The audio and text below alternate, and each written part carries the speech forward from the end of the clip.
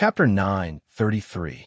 In the top cabin of Black Star's spaceship, Dark Energy Collection Room 001. A black metal sphere with a diameter of 10 meters was suspended in the middle of the room. The surface of the sphere was filled with neatly arranged beehive-like holes. Most of the holes were connected to high-efficiency energy transmission cables that extended to the ground and walls. Clouds of dark energy flowed along the cables to power the energy core and the spaceship's engine. Meanwhile, the holes that were not connected to cables were shining with a dazzling black and red light. The spaceship was equipped with many dark energy collection rooms that were used to collect the dark energy in the universe. This black metal sphere was the dark energy collection and conversion device. Under normal circumstances, the energy core reactor was enough to sustain the spaceship's energy consumption. This collector's function was similar to a solar battery, mainly used as a backup energy source. Occasionally, the energy core would rest while providing extra energy to overload the spaceship. The collection room was filled with dense, dark energy. Han Xiao floated in front of the collector. Strands of black and red dark energy surrounded his body like ribbons. All the cells in his body released a suction force, swallowing the dark energy in large mouthfuls. After being converted by the energy training technique, the dark energy was used to strengthen his own energy. Whoosh! After a while, the red light in Han Xiao's eyes slowly dissipated. He spat out a breath of hot air and looked at the notification on the interface. The number of times he could train the universal dark energy extraction technique had increased by 1. In the list of energy training techniques that Han Xiao had purchased, this was the best one. It absorbed dark energy and converted it. It could be trained 240 times at most. The maximum effect of a single training session was plus 10 points of energy. It could provide a maximum of 2,400 points of energy. Since triggering the promotion mission, Han Xiao had been training his energy every day without slacking. Now, his energy limit had increased by a few thousand points. After landing on the ground, Han Xiao raised his finger and controlled the unplugged energy transmission cable to be plugged back into the collector. Then, he turned around and walked out of the room. His mind entered the quantum network, and he grabbed Philip with 2 fingers and raised him to his eyes. Is there anything going on recently? Let me see. A projection of a book appeared in Philip's hand. He pretended to flip through it for a while, and a light bulb with an animated effect appeared above his head. In the past few days, dozens of forces in the Empire have sent invitations, hoping to get to know Master. They're here again. Han Xiao was helpless. The news of Black Star's travels in the Empire was not a secret. Most people knew their place and would not disturb him. However, there were also a small group of people who wanted to climb up his thigh. So far, hundreds of forces within the Empire had invited him as a guest, but all of them were rejected by Han Xiao without exception. If there are no invitations worth paying attention to, then help me reject them all. Han Xiao waved his hand. I've filtered through them. There's an interesting invitation letter in there. I think Master might be interested in it. As he spoke, the contents of the message unfolded before Han Xiao's eyes. To His Excellency Black Star, I'm the founder of the Enterprise Consortium. I've always admired the Black Star Corps. I hope to cooperate with the Black Star Corps and establish a new branch in Radbudo. I happened to hear that you were passing by, so I wanted to invite you to Radbudo for an inspection. Lord of Radbudo, Enterprise. Han Xiao read through it and did not quite understand. What's so special about this? It's just a very normal cooperation invitation. Just get the branch to send someone. Why do you have to go there personally? The problem is, I checked his identity when I received the news, and the signature was wrong. He's not the lord of that planet, but a candidate with a very high voice. I compared it with the database, and through data analysis, he might be in a difficult situation right now. That's why he sent out the invitation. Han Xiao did not have any impression of Enterprise, so he went online to check his background. Interpay's current situation was not a secret to a virtual mechanic. After reading through it, Han Xiao guessed Interpay's thoughts and showed an interested expression. Is he using me? And he's not even trying to hide it? Han Xiao had a playful look in his eyes. The difference in their identities was like heaven and earth. The leader of a small financial group actually wanted to use him, a big shot of the dynasty. At the very least, he was bold enough to do what he wanted. Master Hum, do you want me to reply to him? Philip reached out to grab Han Zhao's virtual soul eyelashes. Han Zhao tilted his head, causing Philip to miss. He thought for a while and chuckled. Agree to him and change the fleet's route to planet Radbudo. Let's see what kind of person has the guts to use me. In the room, Pius was walking back and forth with a frown. His female secretary sat at the side and dealt with the election documents. From time to time, she would look up at Pius with concern. Beep beep. At this time, the communicator rang. Pius' eyes lit up, and he walked to the table with large strides. He immediately picked up the communicator and looked at it. His expression changed instantly. Brother, are you okay? Seeing that his expression was not right, the female secretary could not help but ask. I'm very good. Blackstar replied me. He agreed to my invitation and will come to Radbudo soon. Pius excitedly slapped the table, overjoyed. He really agreed? The female secretary's eyes widened in disbelief. She was actually not optimistic about Pius's plan. In her eyes, a big shot like Blackstar would not respond to the invitation of a small fry like them. See for yourself. Pius casually handed the communicator to the female secretary. This was a bold attempt, and he also knew that the success rate was very low. Even if Blackstar could see through his unspoken words, this small amount of benefits would not be enough to move him. However, since Blackstar had agreed, it meant that the cooperation was established. With that in mind, Pius immediately ordered the female secretary, who was still in disbelief. Make the arrangements immediately. I want to personally welcome Blackstar when he arrives. Understood. The female secretary immediately stood up, but suddenly hesitated. Those few families have been acting strangely. Should we release the news now and let them know? Iapetus vetoed without hesitation. This news must not be leaked before Blackstar arrives. Otherwise, I'll be in danger. Also, cancel all of our trips during this period. Don't let the enemy get the chance. The representatives of the prominent families in Radbudo gathered together and discussed. A thin, pale man sat on the sofa. The pale man had a long box in his hand. His palm was covering the surface of the box, never leaving it. I don't know what Pius is doing. He canceled all of his trips for the past few days and has been hiding in his heavily guarded home. He doesn't appear in any public places. This way, we won't have the chance to do anything, said a family representative. Another person looked at the pale man. Do you have a way to kill him? This pale man was a high-level assassin that these families have been secretly supporting. He was a grade B firearms master. Hearing the question, the pale man shook his head. I've been keeping an eye on Pius's home for the past few days. He hired many bodyguards, including a few grade B supers. The security is tight. Unless it's in an open area for me to snipe, I won't be able to force my way in. I've already contacted those grade B bodyguards. They took the money, but they told me that they would at most pretend to be negligent. It's impossible for them to betray their employer. Otherwise, it would affect the mercenaries' credibility. Therefore, we still have to wait until Pius goes out for an event. If those grade B bodyguards go easy on him, I have 100% confidence that I can kill him.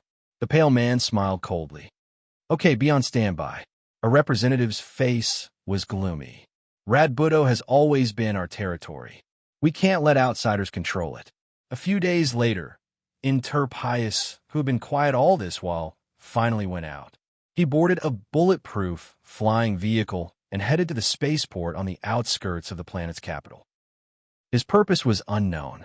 When a few families received the news, they immediately took action. They arranged for the pale man to follow behind and wait for an opportunity. Very soon, Pius arrived at the spaceport with a group of people. Under the protection of the bodyguards, they arrived at the spaceship landing ground and waited silently. The pale man followed behind, and under the arrangements of the few families, he quietly went to a storeroom in the command tower. There were no windows in the storeroom, but the firearms master's mark lock ability allowed him to aim at the target through the wall without any vision. This made his assassination location even more secretive.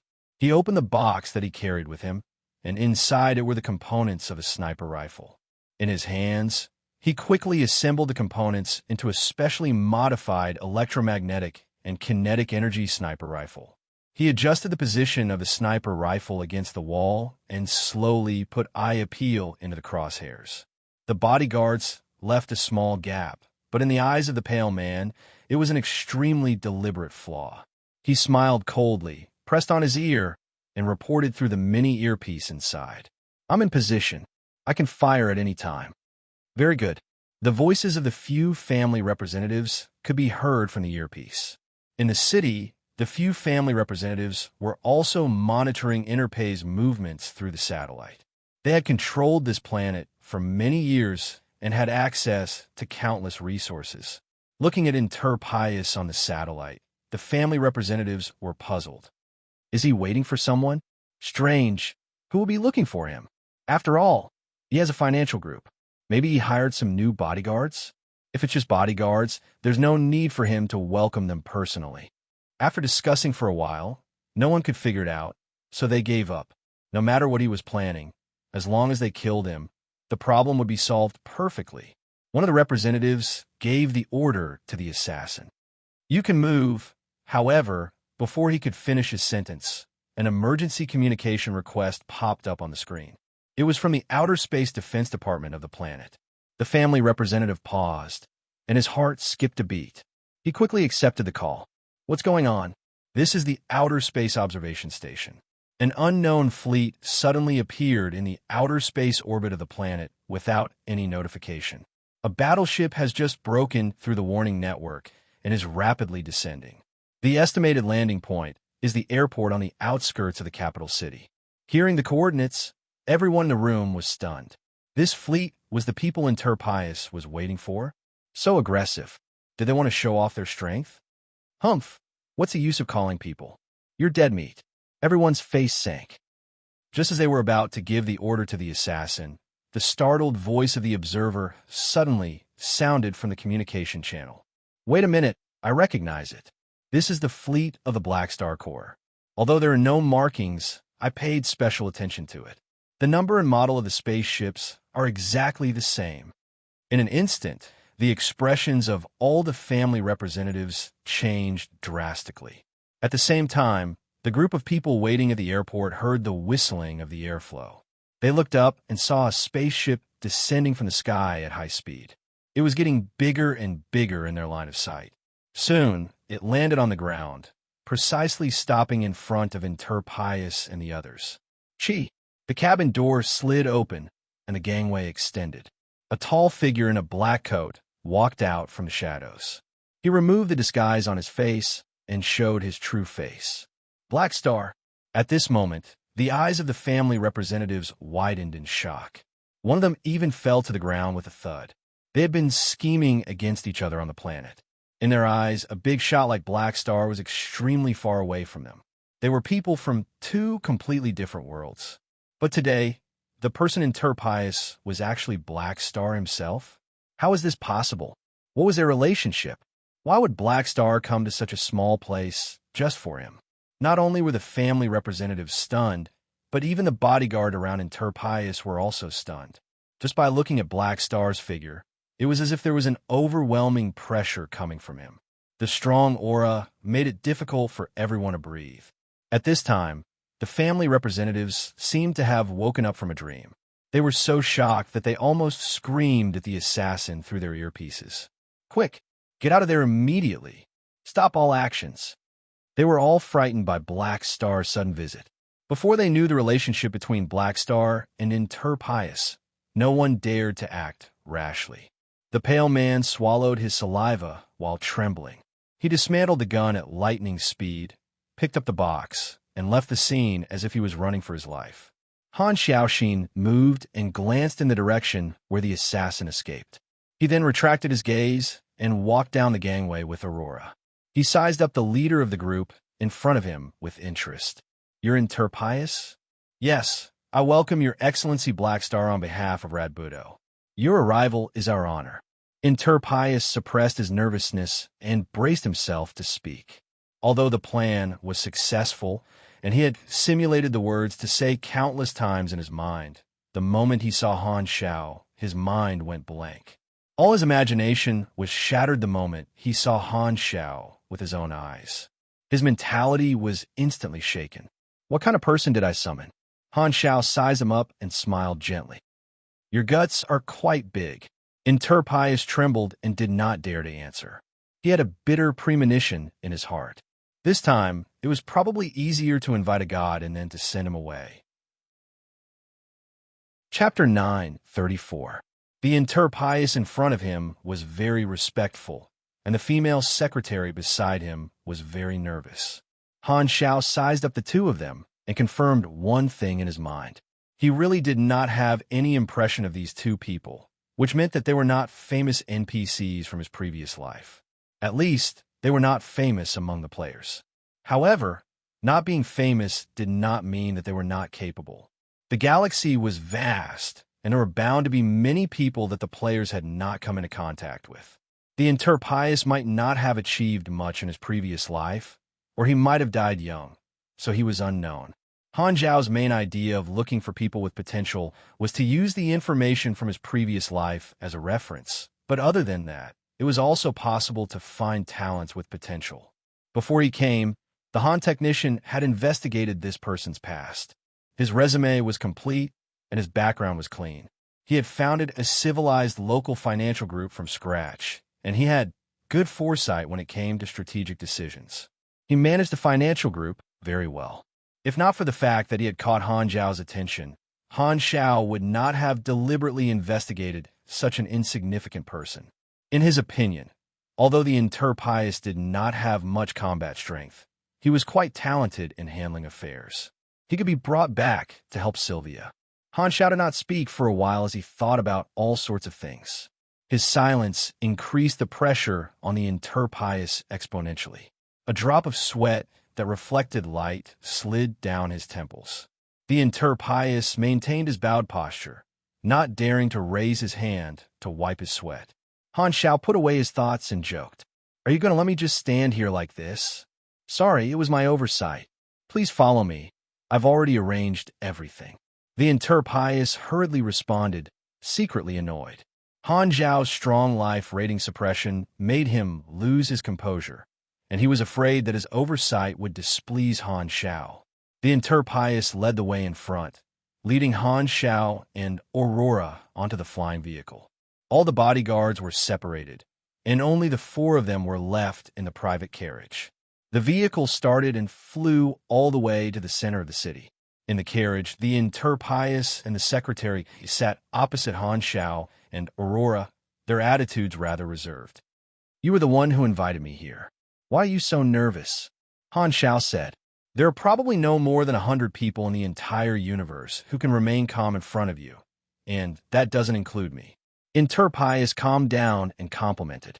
Unfortunately, Han technician didn't fall for flattery. His attitude didn't change. Suddenly, the corners of his mouth curled up. That's right. You seem to have lied to me. You're not the lord of this planet yet. Pius's spirits were lifted. He thought to himself, here it comes. He stabilized his emotions and calmed himself down. He smiled. It's only temporary. With my current support rate, it's only a matter of time before I'm elected as the planet lord. Han Shao did not comment and chuckled. In that case, your so-called helping the Black Star Corps establish a branch here can only be fulfilled when you become the planet's overlord. This sharp question went straight to the heart of the matter. Although Pius thought so, he did not dare admit it verbally. He only used silence as a form of tacit agreement. The other party's reaction did not exceed Han Zhao's expectations. He paused for a moment and smiled with interest. In that case, why don't I cooperate with the current planet's overlord directly? The election day is coming. I'll definitely be elected as the planet's overlord. In the end, I'll still be in charge of cooperating with you. So, I invited you in advance while you were nearby. Pius knew that this reason was untenable, but it was only an excuse. Before he invited Han Shao, he had considered the consequences of angering Black Star.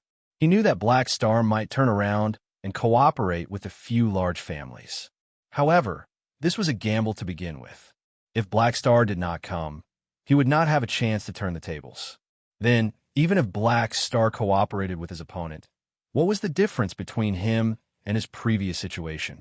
After weighing the gains and losses, he decided to use Black Star's influence. However, although it was said to be using in reality, Enterpius knew very well that this was a form of help. It was impossible for him to hide his methods from a big shot like Black Star. Whether Black Star would come or not was something that he was not confident about. Now that he was here, it meant that Black Star knew about his unspoken words and was willing to help him. Therefore, as long as he did not expose him in person, both sides would have a tacit understanding. Hearing this, Han Xiao did not continue to make things difficult for him. He shook his head and laughed. He was very familiar with Enterpius's method. It was the empty check in the 72 tricks. He could not help but think of a similar joke he had seen in his previous life.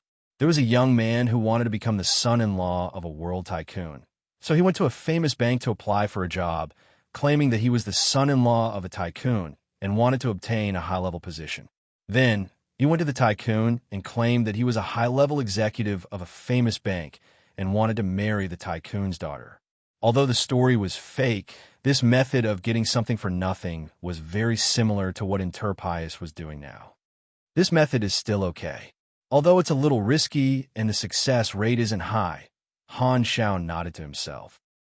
However, in other people's eyes, this was getting something for nothing, but in his eyes, this was leading a wolf into the house. A wild leek had jumped into his bowl of its own accord. If he did not take it, he would not be able to live up to his identity. Setting up a branch on an ordinary planet was just a small profit. Han Xiao did not care about it at all. What he wanted was Enterpius. No matter the era, talents were an important resource. A mission was triggered on the interface, but it only rewarded a small amount of experience. It was better than nothing, so Han Xiao accepted it. They went all the way to Enterpius' villa. Han Xiao moved in with Aurora. Enterpius was afraid of offending the big boss, so he was relieved after everything was arranged. The bodyguards returned to their posts. In the corridor, the female secretary saw that there was no one around and could not help but wrap her arms around Enterpius' neck excitedly. Great, with Black Star's help, we'll win for sure. Enterpius squeezed out a smile, then shook his head and said in a deep voice, Black Star's people are enough. I'm only borrowing his deterrence. As long as the big families don't play tricks, I can win the election fair and square. You don't know, when Black Star appeared just now, I was almost scared to death. The female secretary rolled her eyes. It was really too risky this time. Don't do it again. If we didn't use this move so boldly, we wouldn't have a good ending. Enterpius's eyes were firm. It's useless to keep guessing the big shot's thoughts. If we don't try, how would we know if they will help us? We have to take the initiative to seize the opportunity. On the other side, Han Xiao's arrival shocked the big families in Radbudo. When the family heads heard the news, they immediately gathered to discuss what to do. In the meeting room, the family heads and important members of the big families had a serious expression. The atmosphere was very heavy. Our information doesn't show that Enterpius has any background. Why did Black Star come to see him personally? A family head was puzzled. There must be a mistake in our information. Immediately investigate his relationship with Black Star. Before that, all plans and arrangements against Enterpius must be stopped. Another person shouted. Black Star's existence had disrupted their overall plan and became a huge obstacle that could not be ignored. The consequences of all actions had to be taken into consideration with Black Star's attitude. Everyone present was surprised by the relationship between the two of them. This was exactly what Enterpius wanted the big families to misunderstand. With Black Star beside him, the assassination plan could not be carried out. The success rate was 0. If Enterpius was really Black Star's friend, they would be dead if they dared to act recklessly. The members of the big families knew that they could at most do whatever they wanted on this planet. Compared to Black Star, they were no different from ants. Even if Black Star killed them, they would not be able to cause any waves in the universe. As a vassal civilization under the dynasty's jurisdiction, the central government would not stand up for them. If they died, it would be a waste. Luckily, we stopped the assassination in time. Otherwise, I'm afraid, one of the family leaders had a lingering fear. The current planet lord is still a member of our family. Let's pay a visit to Black Star first. There's nothing wrong with this behavior. We might be able to find out some information. A few hours later, the current planet lord of Radbudo brought a group of people with gifts and took the initiative to visit Interpay's villa. Han Xiao was staying in the villa, but he was more like the owner of the villa. Interpius did not dare to overstep his authority and reject the visitors for Han Xiao. He obediently reported this to his superiors. The planet lord of Radbudo waited outside for a while before he was allowed to enter. He suppressed his nervousness and walked all the way to the guest room. As soon as he entered the room, he was stunned. There was no sign of Han Xiao in the room. There was only a petite and cute girl sitting on the sofa with a serious expression. When he came back to his senses, he remembered that this was Black Star's subordinate. He hurriedly put away his surprise and sat across from her. "If you have anything to say, just tell me." Aurora tried her best to put on a serious expression. The planet lord of Radbudo smiled awkwardly and rubbed his hands. There was no trace of his usual dignified appearance. His tone was filled with flattery. "As the ruler of Radbudo, I would like to visit His Excellency Black Star and arrange for His Excellency Black Star's reception. You don't have to worry. His Excellency Black Star is not someone you can meet just because you want to." Aurora waved her hand and imitated the tone Han Xiao used when he was teaching her. "If there's nothing else, please leave." The planet lord of Radbudo did not give up and probed a few more words. When he saw Aurora frown, he did not dare to stay any longer and immediately stood up to leave. When he walked out of the villa, the planet lord of Radbudo's expression became extremely ugly. He could not even see Black Star's face, but Interpius could personally receive Black Star. The meaning of this made his heart sink to the bottom. With Han Zhao's current status, he could make many low-level complicated things simple. The people of the big families were intimidated. They were afraid of provoking Black Star's anger and did not dare to use excessive means. Thus, they could only watch as Interpius continued to promote the election and increase the support rate, but they could not do anything to stop it. Han Xiao trained his energy while waiting for a few days in Radbudo. Soon, the election day arrived. On the day of the election, Interpius won the election with an overwhelming support rate. He gave an impassioned inaugural speech under the global broadcast and walked through the ceremony. Half a day passed in the blink of an eye. The sky gradually darkened and the curtain of night fell. The exterior screens of the high-rise buildings in the city were rolling the inauguration speech. From time to time, passers-by on the street would stop and look up to watch. The cheers and clinks of glasses of ordinary people could be heard from some small bars on the street. The flying vehicle moved slowly in the air. Interpius, who was sitting in the vehicle, looked at the scenes in the city through the window. The lights of thousands of homes flashed across his eyes. Under the night sky, his excitement and joy gradually faded. When he thought that there was a great God waiting for him at home, he could not be happy. The vehicle stopped in front of the villa. It was his home, but at this moment, it made him shrink back like a dormant monster. Interpius took a deep breath, calmed his emotions, and strode into the villa. "You're back." As soon as he entered the door, he saw Aurora leaning against the wall, waiting for him in the hallway. She pointed upstairs and smiled. "He's waiting for you in the study." Interpius squeezed his fingers nervously and went upstairs to the study. There was only Han Xiao in the room. He was standing in front of the bookshelf with his back facing him, reading a book with his head lowered. He did not need to turn his head to know that Han Xiao was here. He said calmly, "Since you're here, sit down." "Oh, okay." The atmosphere in the room made Interpius gulp involuntarily and sit on the chair in front of the desk. Han Xiao closed the book and faced Interpius expressionlessly. "Since you've won the election, it's time to fulfill the conditions." Interpius let out a sigh of relief and said respectfully, "I understand. I will immediately use the power in my hands to arrange for Radbudo and the Black Star Corps to fully cooperate and support the Corps to establish a division here." "I However, before he finished, Han Shao waved his hand and interrupted him. I'm not talking to you about such a small matter now. Interpaze's heart skipped a beat. Han Shao stared at him calmly and said slowly, since it's done, then I'll say it openly. You'll use my deterrence to help you intimidate the major families. This is only your surface goal. Your second goal is to establish a division here through the core and obtain the long-term support of the core. Only then can you guarantee your position as the Lord. Interpius heard this and did not say anything. This was indeed his plan. The election was only the beginning. The major families had operated in Rad Budo for so many years and had long controlled all levels of officials. Even if he became a lord, he was just an empty puppet with no power. When Black Star left and the major families investigated the relationship between the two, his life would still be in danger.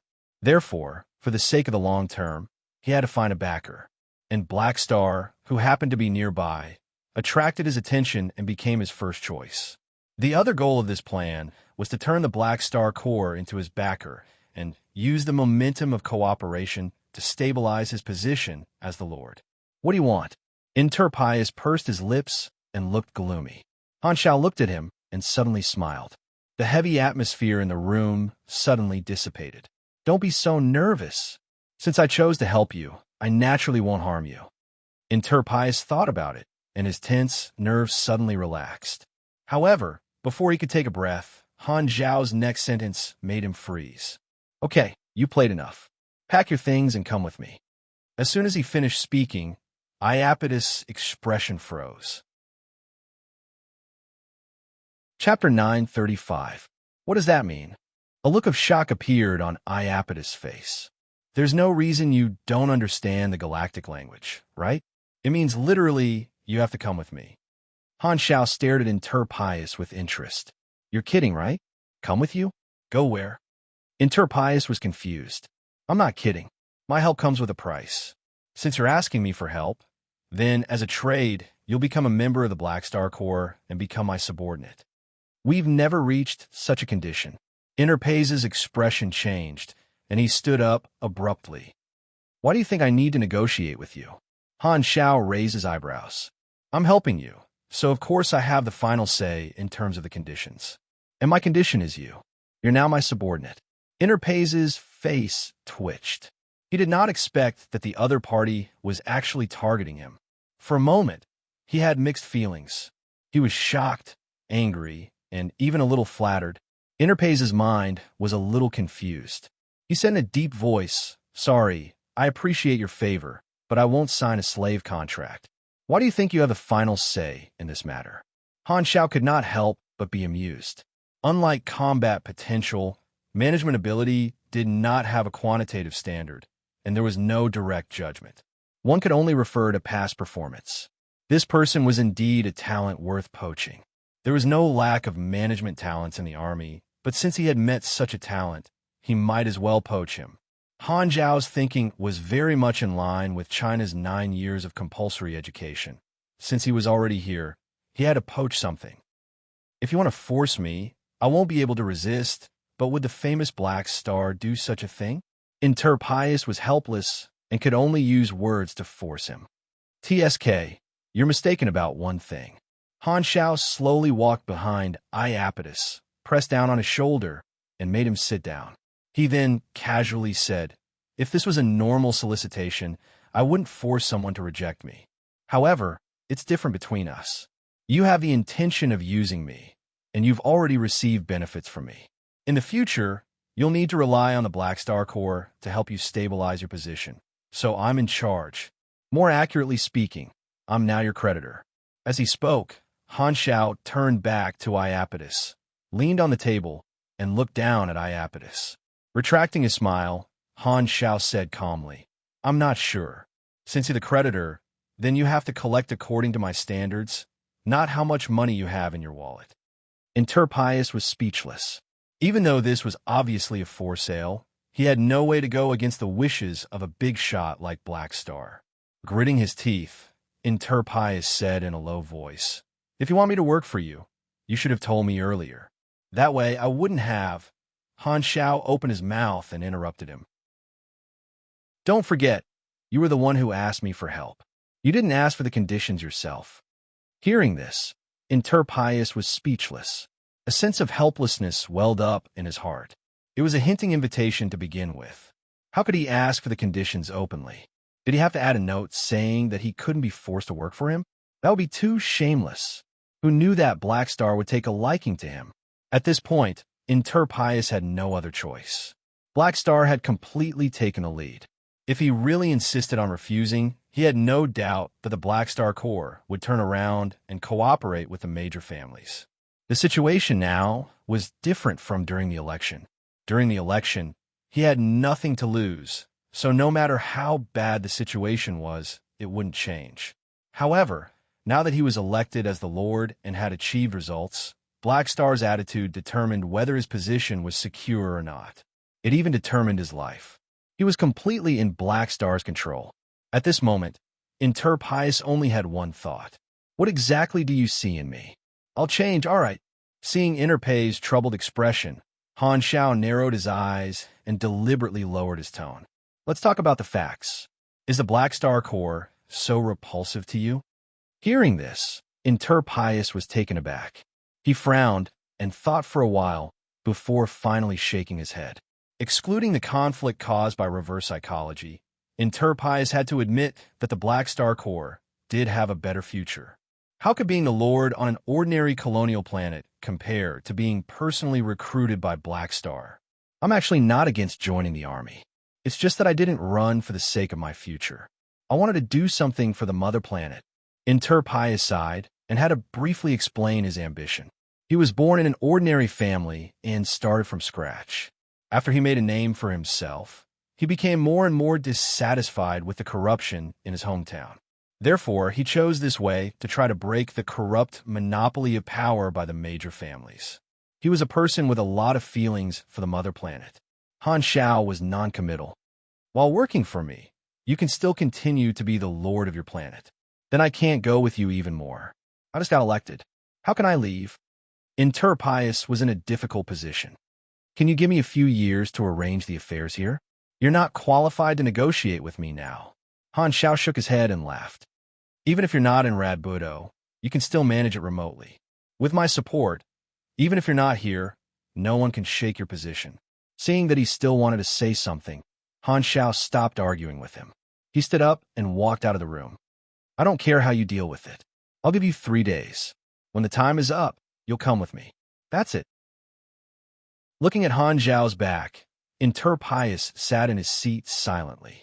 His face became more and more bitter. His worst premonition came true.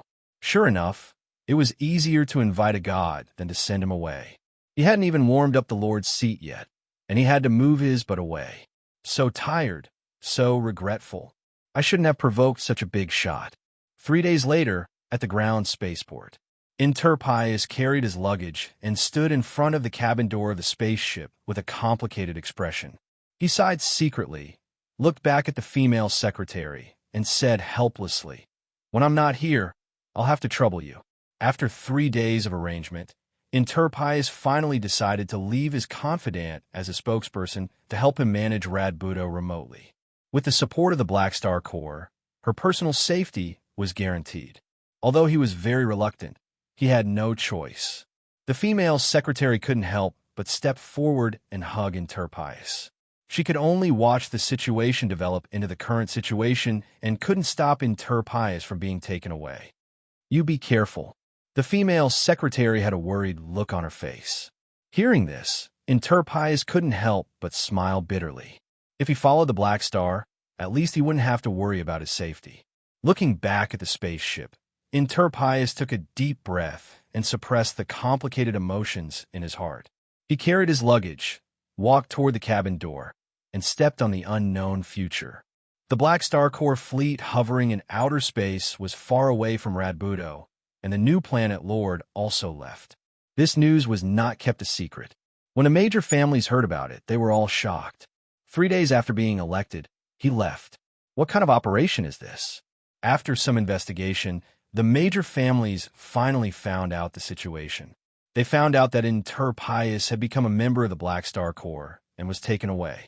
The female secretary was left behind to manage him remotely, and they wanted to continue holding the position of Planet Lord. Pius had the support of the Black Star Corps, so the major families couldn't resist. However, Interpay's actions didn't follow the rules. Normally, the local ruler of a colonial planet couldn't join other organizations on the surface. This was to prevent the local ruler from being controlled by other organizations. The major families discussed in private and decided to use their connections to report this matter to the central government of the civilization. They couldn't deal with Pius, but the government could. As long as they used Interpay's sensitive identity as a reason, they could start a special plan to remove his position as Planet Lord and replace him with an official. In their eyes, although the Black Star Corps was powerful, they didn't have the right to interfere with the internal affairs of a star system civilization. This method was worth a try. Since they couldn't afford to offend Black Star, they could only do something about it. The progress of this civilization had been stagnant for many years. Many of the officials didn't do anything and were easy to deal with. The major families couldn't do anything to Pius, but they were still quite confident in recruiting a Planet Lord. The situation wouldn't be any worse than it was now.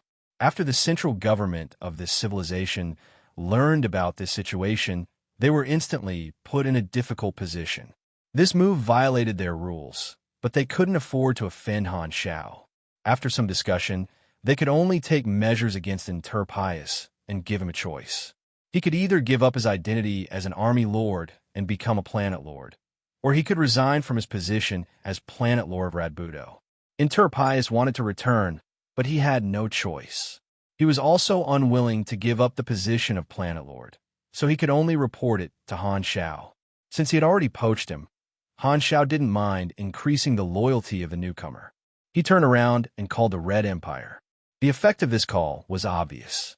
After a few days, this star system civilization silently retracted the order and acted as if nothing had happened, tacitly agreeing to Interpay's identity. This time, the major families of Radbudo were completely at their wits' end. Black Star's power made them unable to do anything, so they could only obediently accept their fate. This star system civilization was a vassal of the Red Empire and was under the management of the Empire. With Han Zhao's position in the dynasty, a single call was enough to get the dynasty to solve this problem. However, Han Shao was also clear that this move would only work on the dynasty's vassal civilizations. If it was a normal neutral star system civilization, they would most likely not have listened to him. An outsider interfering with the internal management of a civilization would be suspected of supporting a puppet. This violated the universal law of the galaxy and touched the bottom line of a civilization. As a beyond grade A ally of the dynasty, his position was indeed extraordinary, and he was deeply respected by the star system civilizations. However, respecting him was one thing, but it didn't mean that the civilization would compromise without principles. However, the vassal civilizations within the dynasty were different. Their government was deliberately loose, and they followed the Red Empire's lead. The extent of this matter was not enough to make the dynasty lose face. The dynasty would not affect the relationship between the two sides because of such a small matter. This could be considered Han Zhao's privilege in the Red Empire. Black Star spaceship, living cabin, Han Zhao's office. Pius had already spent some time on the spaceship and adjusted his emotions. At this point, he had accepted his fate. Since he couldn't resist, he could only enjoy it. Coming to a new environment, he decided to work hard for the army. Today, he was finally summoned by Han Shao. When he came to the office and saw Han Shao, the first thing he said was to adjust his position and ask about his job. "Your Excellency Black Star, what do you need me to do for the army?" Han Shao put down the communicator in his hand, looked up at him, and smiled. "You started from scratch and have good management, and business vision. I have a job related to the financial group for you. This is my old profession." Pius heaved a sigh of relief. "Before that, let's meet your future boss." As he spoke, Han Shao pressed the communicator, and a remote projection appeared in the room. It was Sylvia. I'm the Chief Administrative Officer of the Black Star Corps, Sylvia. You're the Interpius that teacher mentioned? Sylvia sized Interpius up with a scrutinizing gaze. Yes. I've already seen your resume. Your ability is not bad. Sylvia nodded and said politely. This time, Han Xiao knocked on the table and made the two of them look over. All right, let's get down to business. I'm preparing to set up a subsidiary financial group. It's still in the preparation stage, and I'll be investing a large number of talents in the Army. The Black Star Corps had developed to its current state, and its size was extremely large. It was time to reform its structure. After some consideration, Han Xiao decided to develop some subsidiary forces around the Army. The first force was to borrow the resources of the Black Star Corps to create a subsidiary organization that was purely financial. This would be more convenient in terms of business operations. This idea was partly inspired by the example of the Limitless Financial Group. On the other hand, it was also to deal with the competition from the Limitless Financial Group. The methods of the Limitless Financial Group had exposed the weakness of the interests of the alliance. Therefore, Han Xiao wanted to set up a subsidiary financial group to integrate the various subsidiary businesses of the Army, digesting the business channels of the partners and turning them into his own business. This way, he could curb the hostile acquisition methods of the Limitless Financial Group and compete with them. Sylvia nodded. She looked at Iapetus and spoke in a capable tone. I'm temporarily the highest leader of the financial group. Although you're a newcomer, you're a talent personally recruited by the Army commander, so I'll give you a chance.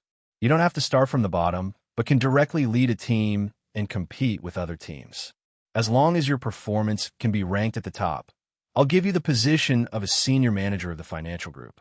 Whether you can be promoted or not will depend on your performance. The Army had a large number of talents, and Interpius was just a newcomer.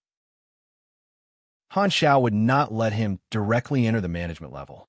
He could only prove his ability step by step before he could be promoted. Understand. That's fair. Interpius nodded calmly. He was quite confident in business and was not afraid of competition. After thinking about it, he could not help but ask, Then, what's the name of this subsidiary financial group? Hearing this, Han Xiao raised his eyebrows, and a mischievous smile appeared on his face. Let's call it the Germinal Financial Group. Remember the mobile version of the website, 936 dealing with Sorokin, the idea of the subsidiary financial group, page 1/1. Bookmark for easier reading. Chapter 936. Interpius did not know what the financial group's name meant, but when Black Star mentioned this name, the weird smile on his face made him imagine a series of love and hate entanglements. It seemed to have a special meaning. He thought to himself, but did not show it on his face. Han Xiao shook his head, put away his thoughts, knocked on the table, and said, When we reach the next planet, I will get someone to send you to the Army headquarters in the Shattered Star Ring. When you get there, you'll have time to slowly familiarize yourself with the work of the Army. That's all I have to say. You can go now and do your homework. Okay. Interpius nodded, bowed, and left the room. After he left the room, Sylvia could not help but roll her eyes and laugh. You're too vengeful. You actually came up with such a name. Although she was not a Blue Star member, she had been under Han Xiao for many years and had heard about Han Xiao's early experiences from others. This is not vengeful. Han Xiao snorted. Speaking of which, he, Hela, and Aurora should be the only 3 former members of the Germinal organization left. Looking at it this way, the Germinal organization was really full of crouching tigers and hidden dragons. After teasing her for a while, Han Xiao said seriously, Back to the topic, how's the situation in the Shattered Star Ring? Hearing this, Sylvia also stopped smiling and reported the progress of the competition between the Black Star Corps, Bloodshed Land, and the Limitless Financial Group. Ever since the competition broke out, Han Xiao had asked Sylvia to report the situation to him regularly. Currently, the remaining companies of the Black Star Corps had joined forces on a large scale, which had curbed the hostile acquisitions of the Limitless Financial Group to a certain extent. The competition had turned into a tug of war. The Limitless Financial Group and Bloodshed Land had also temporarily changed their focus from purchasing business channels to consolidating the business channels that they had already obtained. Thus, the role of the Bloodshed Land was displayed. With the identity of a beyond grade A organization, they were able to quickly digest the market seized by the Limitless Financial Group, causing the business scope of the Bloodshed Land to break through the mold and rapidly expand. The two of them complemented each other to a certain extent. The Limitless Financial Group invested money to expand their territory, while the Bloodshed Land provided the influence and connections that they had accumulated over many years. Combining these resources, the efficiency of the cooperation between the two produced a chemical reaction, feeding each other and developing rapidly. They were catching up to the Black Star Core and the Shattered Star Ring. Otherwise, even if the Limitless Financial Group had so much money that even the Heaven and Earth Bank did not dare to print, the threat to him would be limited. The tyrant really knows how to launder money. After listening to the report, Han Xiao snorted. If I don't rub you against the ground 100 times after I advance, I'll write my surname backwards. Han Xiao shook his head. I already know the situation. You can go back to work.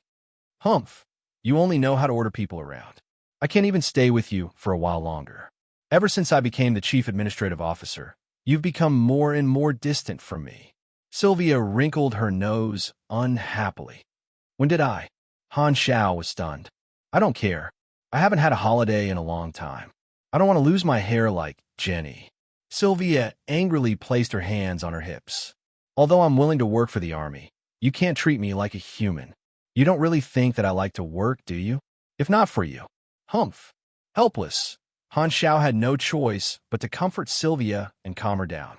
In the eyes of the army members, Sylvia never complained and had a calm image. Only in front of him would Sylvia throw a tantrum. On the next planet, Han Xiao ordered a few battleships and packed Enterprise back to the Shattered Star Ring. He then continued to run around the dynasty, looking for leaks while training his energy. He traveled through the various star clusters and star systems in the constellation corridor. As time passed, the various organizations no longer found it strange. After a long period of traveling, Han Xiao also slowly accumulated his energy to the critical point of LV-19, getting closer and closer to the requirements of the promotion mission. In the gravity training room with the maximum gravity simulation environment, Han Xiao, who was half naked, floated in midair. His eyes were emitting a strong light, and his mouth and nose were breathing in and out like lightning.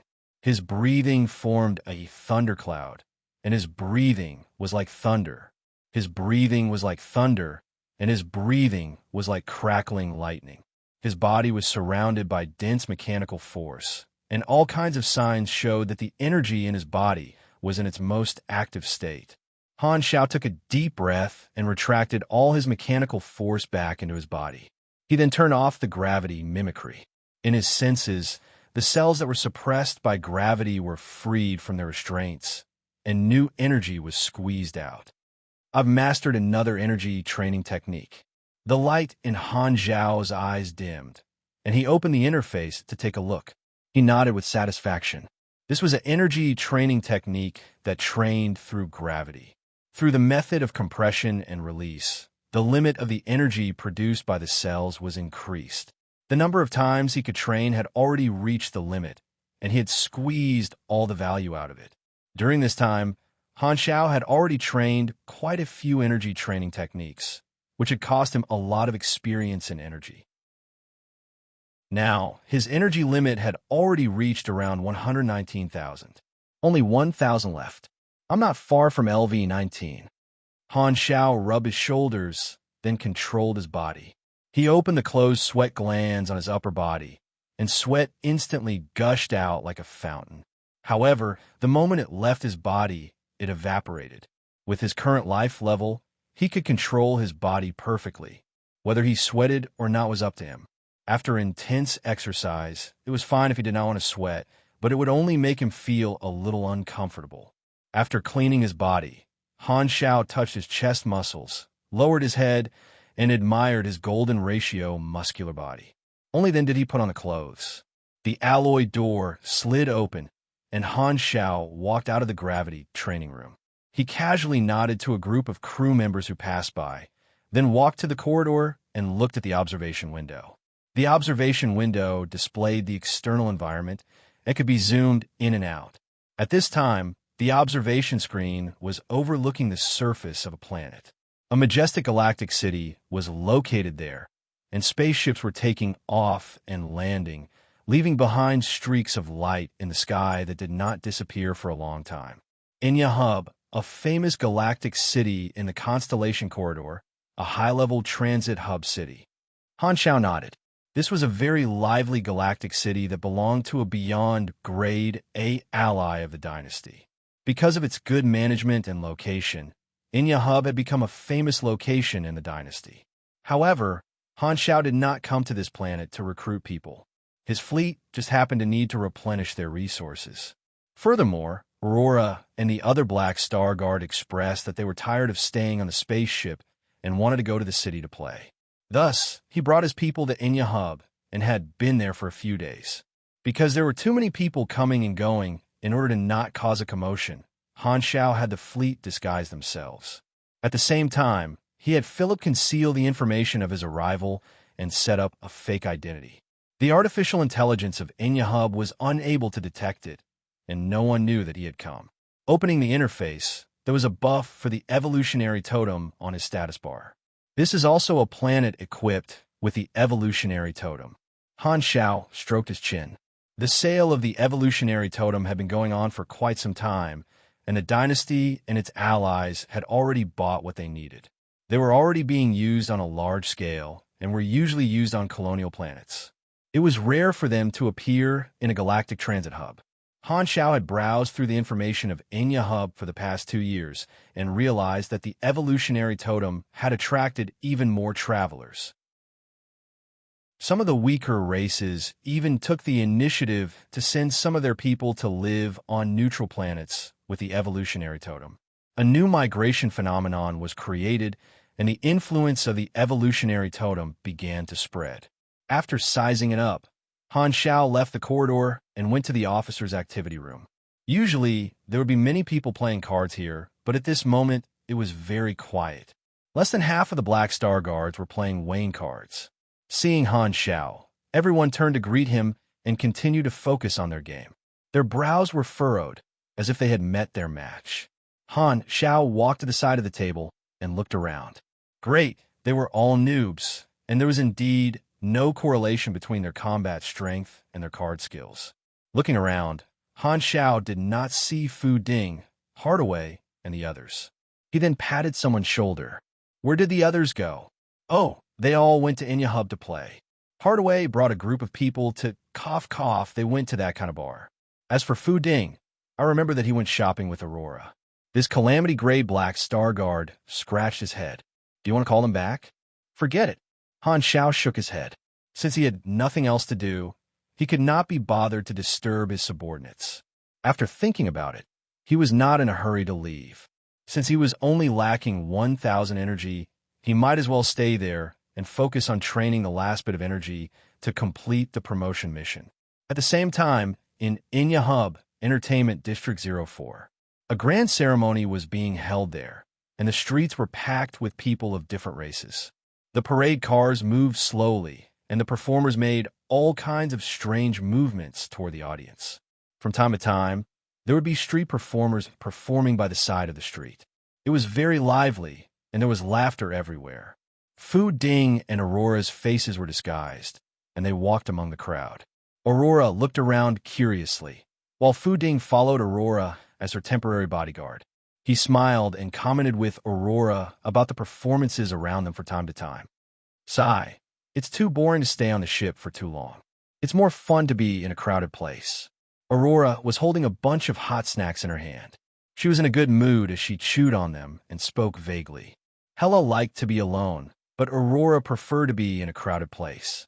Although the hardships of her childhood had caused her to suffer from social phobia for a period of time, after years of adjustment, she no longer had this problem. She spent most of her time with Hella. Now that Hella was away, Aurora also wanted to walk around to increase her experience. However, Liking crowds was not just a personality factor. There was also a physiological factor. Her Esper ability could sense the aura of life. Places with many life signals would attract her to a certain extent. In such an environment, her Esper ability would become more active, and she would feel happy. Oh, I prefer places with fewer people. Fu Ding shrugged. Aurora rolled her eyes at him. You like to be alone, right? Is it so fun to have spiritual sex? Are you too addicted? Fu Ding did not mind. He smiled faintly and pointed to his temple. You're making her shy. Aurora felt goosebumps. Just as she was about to say something, Fu Ding's eyes suddenly changed. He took a step forward, pressed on Aurora's shoulder, and stared in a direction. Wait, there seems to be a situation. Seeing this, Aurora did not ask. She immediately put away her joking expression and threw away the snacks in her hand. She reached for the foldable gun at her waist and instantly got into a combat stance. At the same time, she fully activated her life-sensing ability and followed Fu Ding's gaze. Suddenly, she found a few life signals that did not exist suddenly appeared in the distance. One of them was very weak and seemed to be in a state of serious injury. The two looked at each other and quickly walked in the direction of the signal. They turned into an alley and walked through many corners. As they went deeper and deeper, there were gradually no traces of passers-by. Soon, the two arrived at the location of the abnormal life signals. However, there was an empty space in front of them. There was nothing unusual on the surface. Fu Ding frowned and took out a magic badge from his pocket. This was a gift from Logi. It was a device that could detect abnormal magic fluctuations. At this time, it was vibrating violently and pointed to the empty space in front of them. It seems to be a barrier magic. It can actually hide the city's magic detection device for a short period of time. The effect is not ordinary. To hide an area in the city, it doesn't seem like a good person. What is it doing? Fu Ding hesitated for a moment. He did not know if he should poke his nose into other people's business. But before he could make a decision, the space in front of him suddenly shattered like glass and exploded with a bang. Crack! The invisible barrier was broken from the inside, and a figure covered in blood staggered out and fell to the ground with a plop. The pool of blood under the body gradually expanded, and the empty space in front of the two suddenly changed, with a large number of potholes and traces of battle. In addition to this wounded man, there were several other people standing in the distance. They were holding long-handled metal hammers with inscriptions. They were wearing black hooded robes with white patterns and symbols on them. They were wearing a few strands of special necklaces. They were dressed like priests or monks of some sect. Drops of blood dripped from the hammers. Clearly, there had been a gang fight here. Perhaps because the barrier was broken and they did not want to attract more attention, these people dressed as priests did not linger. They turned around and left at an extremely fast speed, quickly disappearing from the two's sight. Fu Ding thought for a moment. Because he did not know the details of these people, he did not intend to chase after them. He went forward to support the heavily injured person who was on the verge of death. However, before he could open his mouth to ask, the seriously injured man suddenly grabbed his clothes. His fingers clenched tightly as he spoke in a hoarse and urgent voice. Stop! Stop! Before he could finish speaking, the wounded man fell down again and fell into a coma, leaving a bloody handprint on Fu Ding's clothes. The two of them stared at each other. What should we do? Sai, use your ability to save him. Since we met, we should at least ask what's going on. I have a feeling that this is not a small matter. As he said that, Fu Ding shook his head helplessly and could not help but mutter to himself. Chapter 9:37. Seeing that this person was seriously injured and on the verge of death, Aurora stretched out her hand and pressed on his body. Dazzling life energy was released from her fingers. Golden light spots floated, looking like soft gauze, and entered this person's body. The next moment, the hideous wounds on this person's body quickly healed at a speed visible to the naked eye. The torn flesh closed, the shattered bones stuck together, and the pale face quickly regained its color. Soon, all the wounds were healed. Only the bloodstains on his body proved that he had just been beaten up like a child. Oh, this person's eyebrows trembled and gradually woke up from his coma. Where am I? He was confused for a while, but suddenly remembered what happened before he fainted. His face changed drastically, and he stood up abruptly and looked around vigilantly. Where did that group of lunatics go? Fu Ding coughed to attract his attention. The enemy who attacked you has already run away. We saved you. Ran away? This is bad. I finally found their trace, but the trail is broken again. This person looked distressed. He then looked at Fu Ding and identified them for a while, and suddenly said, "The people I saw before I fainted were you two." "Yes." Fu Ding pointed at the bloody handprint on his clothes. "You also asked me to stop them." This person patted his head and said helplessly, "I'm sorry, my injuries were too serious." At that time, my consciousness was already blurred. I didn't want to drag you into danger. If I was awake, I would have asked you to run away. As soon as he finished speaking, he finally remembered his injuries. He hurriedly checked his body and was shocked by what he saw. "Hey, where's my wound? Where did that big hole in my chest go?" Aurora raised her eyebrows and copied Han Zhao's expression perfectly. "I healed you. This is my ability." This person hurriedly moved his body and found that not only were his injuries completely healed, his body was also full of vitality, as if he had returned to his peak state. His face was full of shock. It was not that he had never seen a healing ability before, but it was the first time he saw such a powerful healing ability. Looking at the scene around him, at most a few minutes had passed. This healing efficiency was too terrifying. "I found a treasure." This person was overjoyed. He hurriedly took a step forward and wanted to grab Aurora's hand. "Are you interested in joining us?" Fu Ding helplessly stretched his hand out to stop this overly passionate fellow. After a short contact, he realized that this fellow's reaction was a little slow. "You should at least introduce yourself. This is basic courtesy." "Oh, of course. I was too excited and forgot." This person embarrassedly. In his face, he said with a solemn, "I am Raymond. I am a member of the Punisher Alliance. Of the Punisher. Of the Punisher, of the Punisher, of the Punisher. You guys are not from this Star of the Star." Seeing that the two of them did not recognize him, Raymond scratched his head awkwardly and explained, "The Punisher Alliance is a super organization dedicated to protecting the mortals and punishing the evildoers. We are mainly active in this star system." With that said, Fu Ding and Aurora immediately understood. The Punisher Alliance was a civilian super organization in the star system. They were the superheroes that a portion of the galactic residents called them. As the saying went, heroes used their martial prowess to break the law. It was the same in the galactic society. Those who obtained strength would have their thoughts and desires changed. From time to time, wanted criminals would pop up in the various corners of the universe. The main reason was because of the abundance of superpowers, which gave birth to a large number of ambitious villains. At the same time, superheroes were born. Being a superhero was also a profession. Unlike being a mercenary, this profession was extremely tough. Not only did they have to go around rescuing people, but they might not even be paid for their work.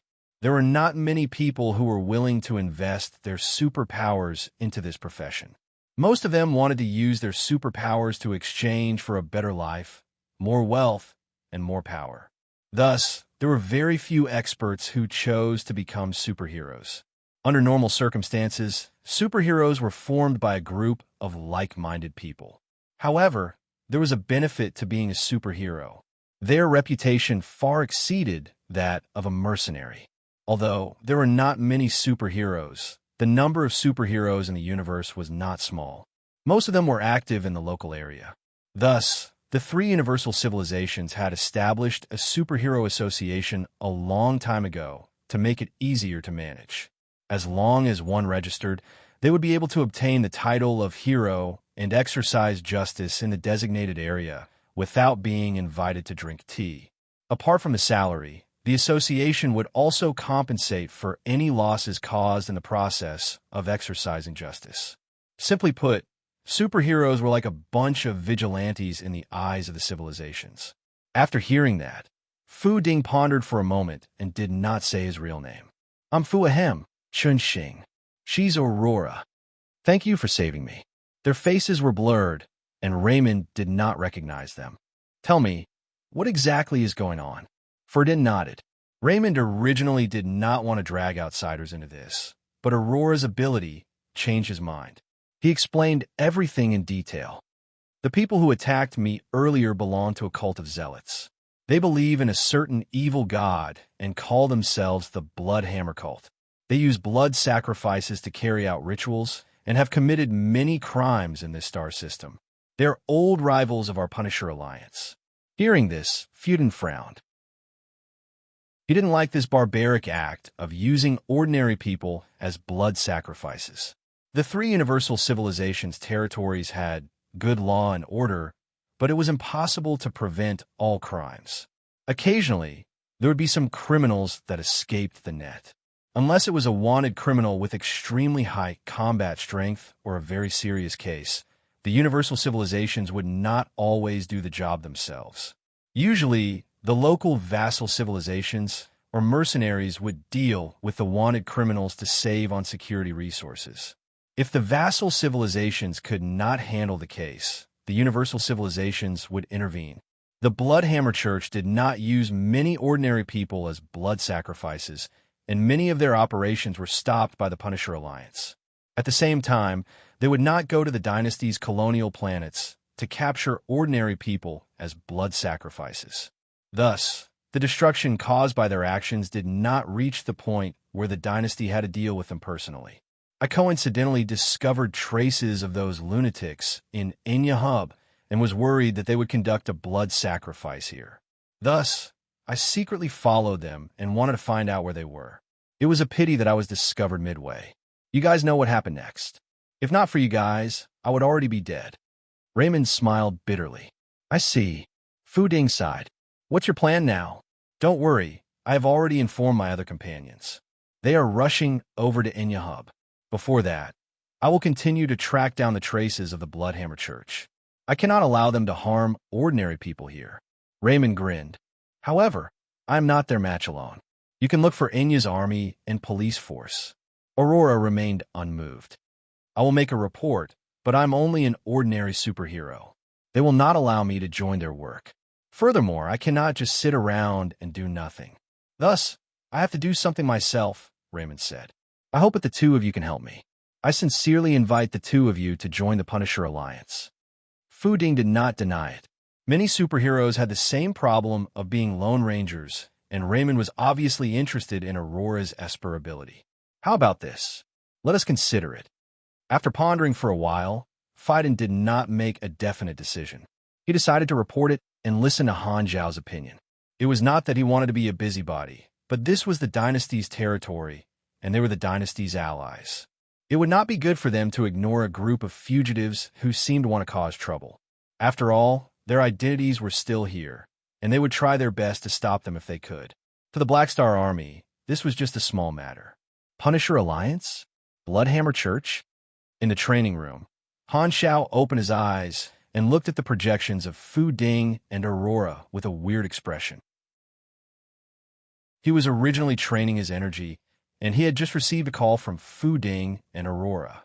Han Zhao searched for information in his previous life and had some impression of these two organizations.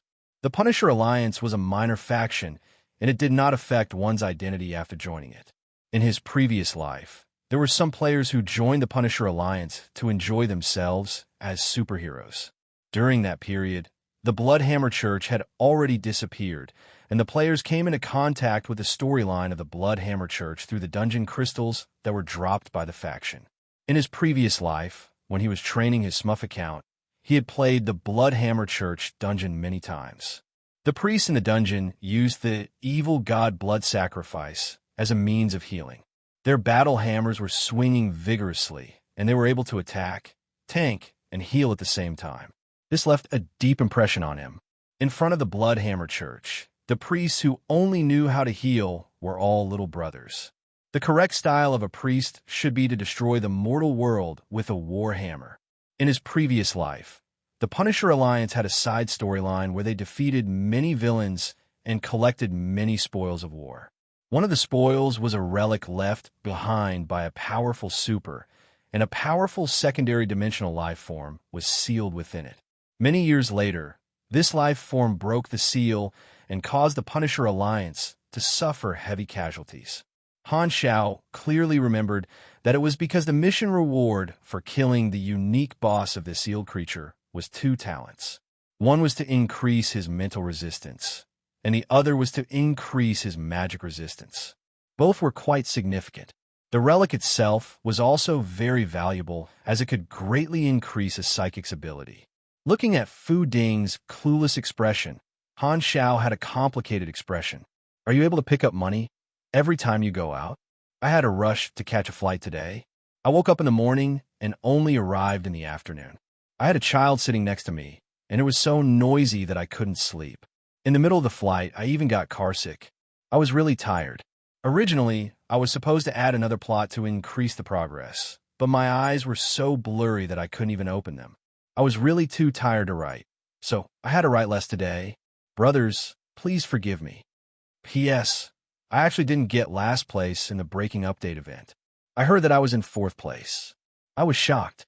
The elderly team really has the characteristics of an elderly person. Oh, /poster, share. Chapter 9:38. With a main character around, there will always be unexpected situations. I just want to train my energy quietly. Why is it so difficult? Han Shao sighed helplessly and waved his hands. Since there are people stirring up trouble within the Empire's borders, then you should stop them while you're at it. I'll leave you in charge of this matter. If you run into any trouble, you can mobilize my Black Star Guards. Also, I'll give you another mission. You and Aurora will hide your identities and infiltrate that Punisher Boy group. Help me find the whereabouts of an item. The level of the Bloodhammer Church and the Punisher Alliance was too low compared to him. If it was any other time, Han Shao would be willing to interfere personally. However, he wanted to focus on upgrading his energy training technique and was not interested in such low-level matters. Thus, he decided to get Fu Ding to help him find out if the sealed artifact was in the hands of the Punisher Alliance. At that time, he would be able to kill the boss with a single shot and obtain the talent easily. Han Shao was quite assured to leave this kind of search mission to someone like Fiden, even more so than relying on himself. All right then. Fu Ding tilted his head.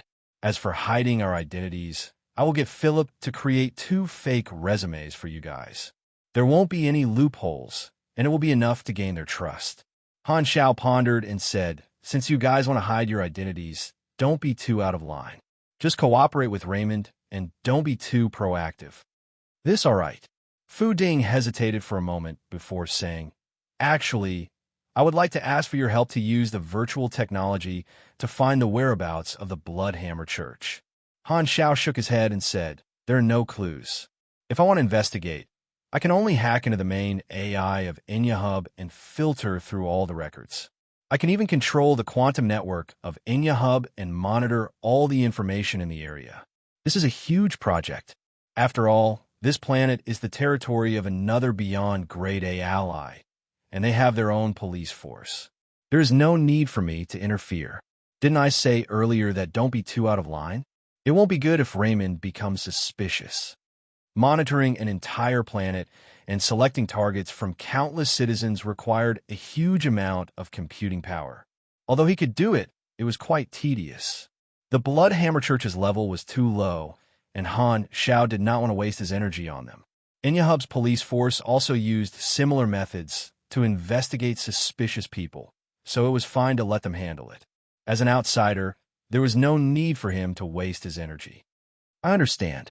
Fu Ding thought about it and agreed. Asking a beyond grade A to do such a small thing felt like making a mountain out of a molehill. As a member of the Black Star Guards, it did not make sense for him to ask his superior for help. Raymond and the rest were only grade B supers, and a calamity grade like him was more than enough to deal with him. If not, he still had Hardaway and the rest. If they didn't do anything, the Black Star Guards would really become lazy fishermen. After turning off the communicator, Fu Ding explained the situation to Aurora.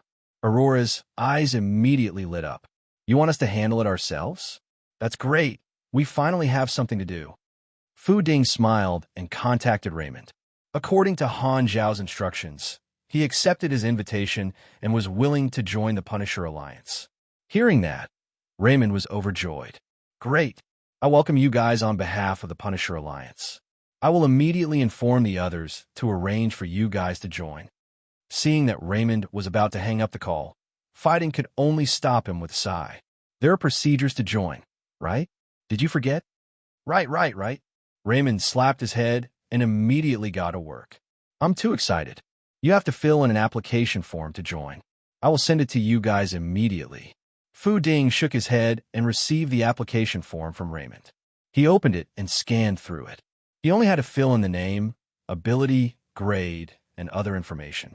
He filled in the fake identity that Philip had created and changed it to grade B. If others knew that he was a Calamity grade super, his status would be completely different, and it would not be easy for him to enter the organization. While the ratio of Calamity grade supers in the Central Galaxy was much higher, he was still a high-level combatant. After filling in the form, he sent it to Raymond, who immediately sent it to all the members of the Punisher Alliance. At the same time, a small spaceship was moving at high speed toward Enya Hub 2 star zones away. There was the symbol of an organization on the exterior of the spaceship, representing the Punisher Alliance.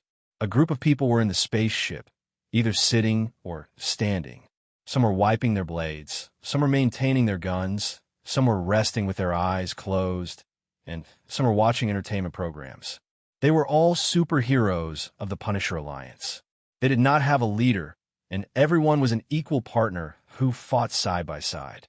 They all had their own roles and social circles. There were a few leaders in name, and they were all old members of the organization with high prestige. Such an organization structure was very common. Just as they were doing their own things, a virtual screen suddenly appeared in the middle of the room, and a message from Raymond appeared. Raymond has sent a message. Everyone paused and looked at the screen. The temporary captain of this team stepped forward to read the message. Raymond had described his experience and emphasized Aurora's ability, expressing his hope of letting the two of them join the organization. It's actually a rare healing Esper ability. The captain's face lit up, and he immediately realized the value. It was extremely difficult for a superhero organization like theirs to recruit new members. If they had such a partner in the past, they would have been able to receive timely treatment, and many of them would not have died. Is there any problem with their records? I've checked, and it's all real, a mechanic superhero said. Then, you can rest assured. I agree to let the two of them join us. Wait a moment. At this moment, a skinny man spoke up. Be careful. This is a scheme of the Bloodhammer Church. Perhaps they're trying to infiltrate our ranks. Don't forget that they also have an evil healing ability. Ask Raymond if he saw anyone healing him. Slade, you're thinking too much. Although Raymond is a little rash, he is still quite reliable. The captain frowned. I believe in Raymond, but I don't believe in such a coincidence. The skinny man's tone was cold. His name was Slade, and he was also an old member of the Punisher Alliance. He was extremely cautious and believed that time would reveal a person's heart. No newcomer would be able to obtain his trust. The captain knew that he could not convince him, so he shook his head and changed the topic. Let's not talk about this for now. Let's hurry. Unraveling the Bloodhammer Church's scheme is more important. That's right. Everyone's face turned cold. However, these people did not know that they had only seen the tip of the iceberg. The situation behind the scenes was not as simple as they had thought. A scheme was brewing in the shadows that no one knew about. In a certain area of Enya Hub, the temporary base of the Bloodhammer Church, the few priests who had attacked Raymond returned to the base, and they immediately attracted the attention of the other members in the base. In the room, a tall man stood up. His attire was even more extravagant, and he held an even larger war hammer. This person was the Archbishop of the Bloodhammer Church, and his gaze was filled with hostility. There's the smell of blood. Did you guys meet an enemy? It's someone from the Punisher Alliance. He followed us, and we used a barrier to get rid of him. It's a pity that he broke through the barrier and escaped. It's this bunch of people again. They have ruined so many of our missions, and we really can't get rid of them. The Archbishop of the Bloodhammer Church was enraged, and he hated this bunch of old enemies. Raymond thought that the Bloodhammer Church was here for sacrifice, but that was not the case. If it was a normal blood sacrifice, it would be fine. However, this was an important mission that concerned the future of the Bloodhammer Church. Hence, the Archbishop was even more enraged. We can't stay in this base anymore. We have to move immediately. The Archbishop's face was ashen. There cannot be any mistakes in this mission. Pack up immediately. Hearing this, everyone in the stronghold moved to pack up the things in the room. The Archbishop of the Bloodhammer Church walked to a conference table and looked at the paper map on the table. The map depicted the terrain of an important area in Enya Hub, and there was a detailed operation plan on it. All the arrows pointed to the core of the area. This place was where the evolutionary totem was stored in Enya Hub. About 10 streets away from the Bloodhammer Church, there was a secret base of another organization. In the room, a few people were gathered around a table, and on the table was another blueprint of the location of the evolutionary totem. This group of people was a famous bandit group in the black market, and they specialized in stealing important items for their employers. This time, they had also been hired to work in Enya Hub. This time, we're going to steal the evolutionary totem in Enya Hub. This toy is placed under heavy protection, and the mission is extremely difficult. It's not far from the date of the mission. Do you guys have any good ideas? The previous few times, I obtained sufficient information. There are anti-theft and surveillance devices there, and they're all very advanced. I have a rough plan, but it needs to be perfected. With just us alone, we won't be able to steal anything. If we have helpers like our employer said, we will have a chance. The few of them lowered their voices and discussed their plan. Enya Hub, Spaceport number 1, main hall. People were coming and going in the hall. All the passengers entering and exiting the port had to pass through this place. In a leisure beverage shop near the entrance, an ordinary-looking woman was reading a paper book. On the table in front of her was a half-empty bottle of light blue sparkling drink. She had been sitting there for quite some time, as though she was waiting for someone. Right at this moment, a commotion could be heard from the entrance of the dock, and a group of bodyguards escorted a young man into the hall. 2 of the bodyguards were different from the rest. They did not conceal their auras and emitted calamity-grade energy fluctuations. They sandwiched the young man in the middle, and it was obvious that this young man had some background. Upon seeing this, the passers-by in front of them quickly made way. Watching this team leave the hall, the ordinary-looking woman paid for the drink, stood up, and walked out of the spaceport with a book under her arm, heading in the opposite direction of the team. After walking for more than 10 blocks, the crowd became less dense. She walked into the shadow of a building, but the next moment, a burly man walked out, and the book in his hand was gone. This person had an Esper ability and changed his appearance many times along the way. Finally, he took a vehicle to another city, walked into the hotel, and returned to his room. There were 3 other people in the room, all of different species. If someone familiar with the wanted posters of the various star fields was here, they would recognize that these 3 people were once extremely evil calamity-grade fugitives who later became members of the fallen Arkansas. After Han Shao captured ES God, they all left the fallen Ark and disappeared without a trace. After closing the door, the person in disguise nodded and said with a deep voice, "The information is correct. The target is here." He has 2 calamity-grade bodyguards by his side. They are the 2 people in the intelligence report. Very good. Act according to the plan. Thick killing intent flashed in the eyes of one of them. Red Empire Mother Planet, Trunamir Palace, Ruler's Government Building, High-Level Meeting Room. At this moment, a meeting regarding the Red Empire's current situation was coming to an end. Ever since the Radiant Federation and the Arcane Church officially started their suppression plan, the Red Empire had been targeted and blocked in many areas and was under immense pressure. The Empire had invested a large amount of resources into the flickering world, and it was inevitable that there would be loopholes in other areas, allowing the other 2 parties to take advantage of them.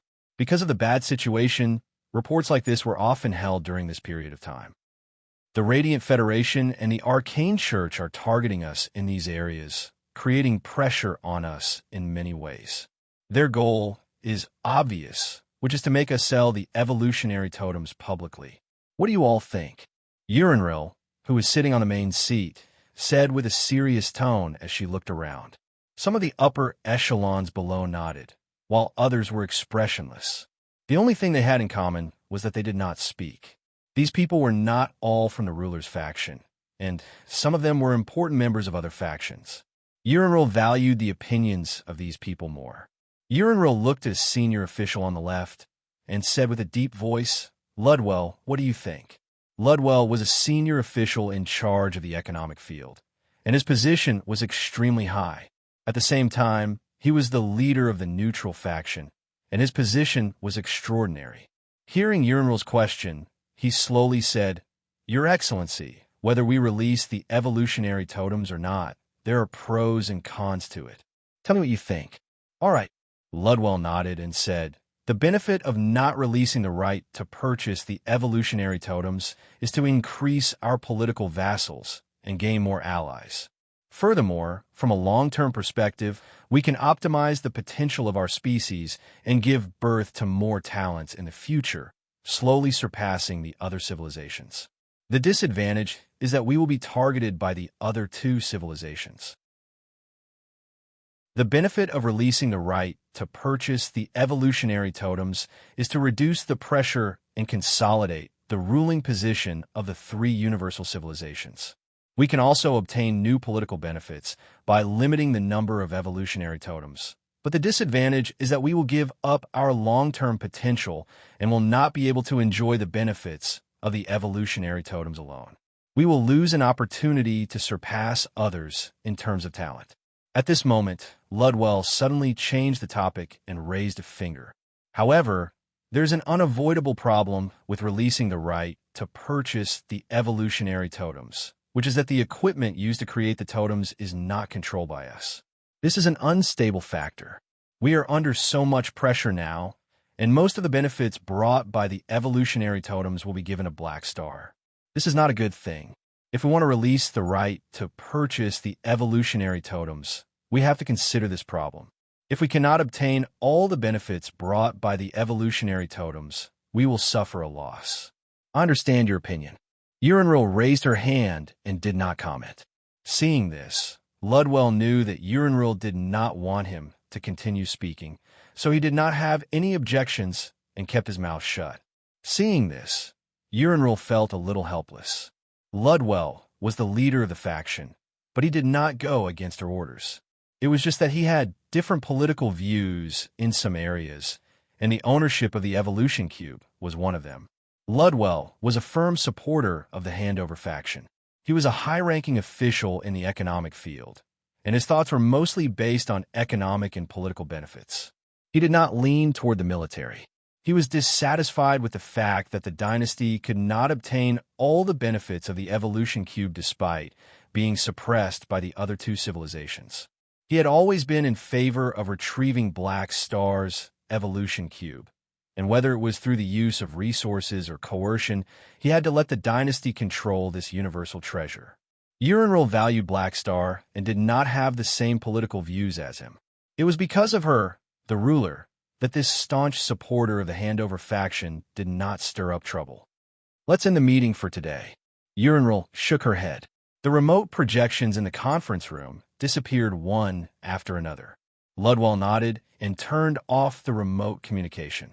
His gaze returned to his office, and he sighed. He rubbed his eyes, and the wrinkles at the corners of his eyes were rather deep. Duo, duo, duo. At this moment, the internal line on the table rang. Ludwell immediately picked it up, and the voice of his secretary could be heard. "Your Excellency, your grandson is calling. Do you need me to transfer the call?" "This brat. How many times have I told him not to call the internal line of my office?" Ludwell frowned. "Connect him." The secretary nodded, and after a while, the voice of a young man sounded in the channel. "Grandpa, I've already arrived at Inyahub. I'm telling you in advance. Don't send people to look for me like last time, causing my company to think that I've gone missing." "Oomph. Ludwell snorted from his nostrils, feeling a little embarrassed. By the way, you said that you wanted to eat Enya's specialty snacks. I'll bring some back for you this time. That's more like it. Ludwell's tensed expression finally relaxed. Be careful. The world is not peaceful, and there have been many attacks in the dynasty. Humph, they're all after the evolutionary totem. The 2 bodyguards that I sent over are by your side, right? These 2 grandpas are looking at me like they're looking at a criminal, and they even want to follow me to the toilet. Grandpa, please take them back. With them by my side, others will think that I'm the superior. Even my boss does not dare to scold me.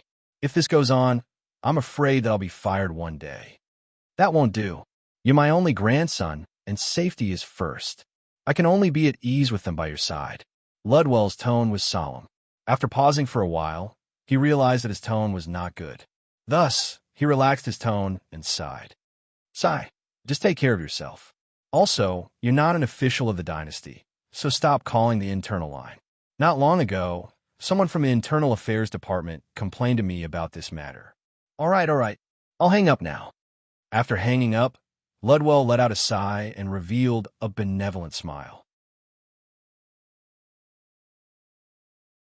Chapter 9:39. Over the next few days, Fu Ding and Aurora cooperated with Raymond to search for traces of the Bloodhammer Church in the various cities of Enya. This matter had already been reported to the police force, and after some questioning, they promised to investigate the traces of suspicious individuals before sending them out. Clearly, they had no intention of getting the superheroes to help. While the status of superheroes in the universe had already been legalized, the police force did not like to work with superheroes. After all, they were not ordinary people. Most superheroes were only Grey Beast supers, and there were plenty of Grey Beast supers who worked for the various civilizations. Those superheroes with fancy nicknames might not necessarily be a match for ordinary officers in a real fight. So most of the time, there was no need for the so-called superheroes to help. Raymond insisted on searching for traces of the Bloodhammer Church, and Fu Ding remembered the mission that Han Xiao had given him. He stayed in the stronghold that Raymond had rented and hid his strength to help. After a few days, the 3 of them still did not find any traces of the Bloodhammer Church, but the reinforcements of the Punisher Alliance arrived. You guys are finally here. In the stronghold, Raymond was overjoyed and welcomed the reinforcements. After exchanging a few pleasantries, he introduced his companions to Fidin and the others. Everyone looked at Fidin and Aurora. Most of them had a friendly expression and nodded in greeting. However, a small portion of them were expressionless and did not do anything. These 2 are Chun Xing and Euler. They are both Grey Beast supers, especially Euler. Her healing Esper ability is just too amazing. Hello, I am Chun Xing. Fu Ding smiled and greeted everyone. He did not have the arrogance of a calamity-grade super, and his temperament was extremely amiable. It would have been fine if he did not smile, but the moment he smiled, many of the people present felt their hearts race. Fu Ding's charm was irrespective of race and gender, and his every move unconsciously exuded a special attraction. If he still smiled, it would really kill people. Even if he wore a disguised face, it could not hide his volcanic eruption of charm. This new comrade's temperament is really good.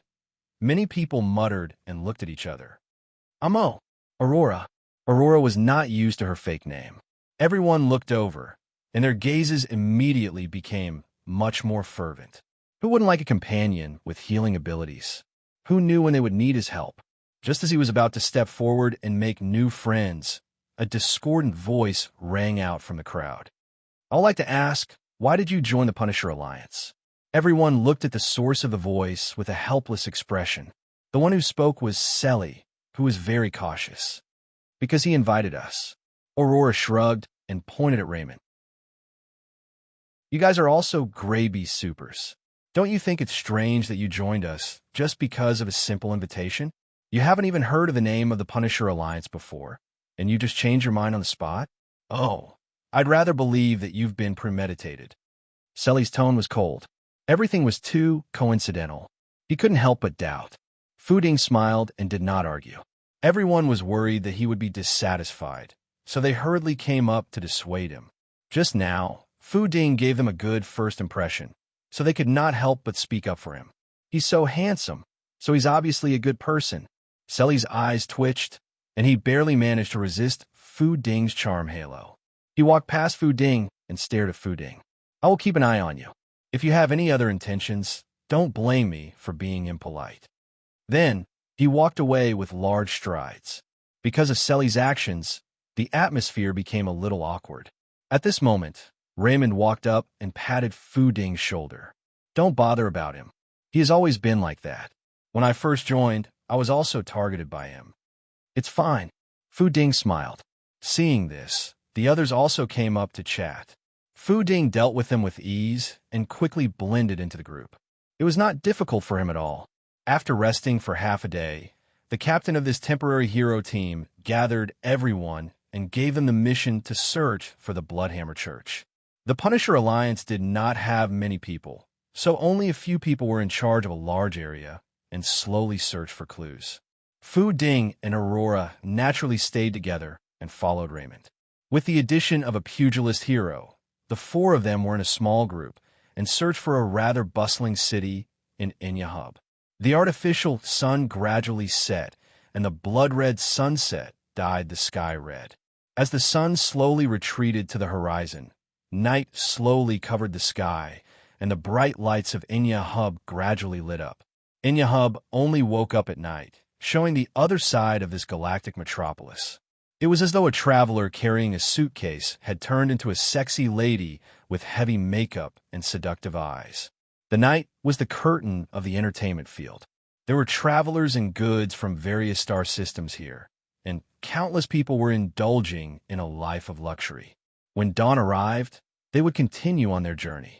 The crowd on the streets was denser than during the day.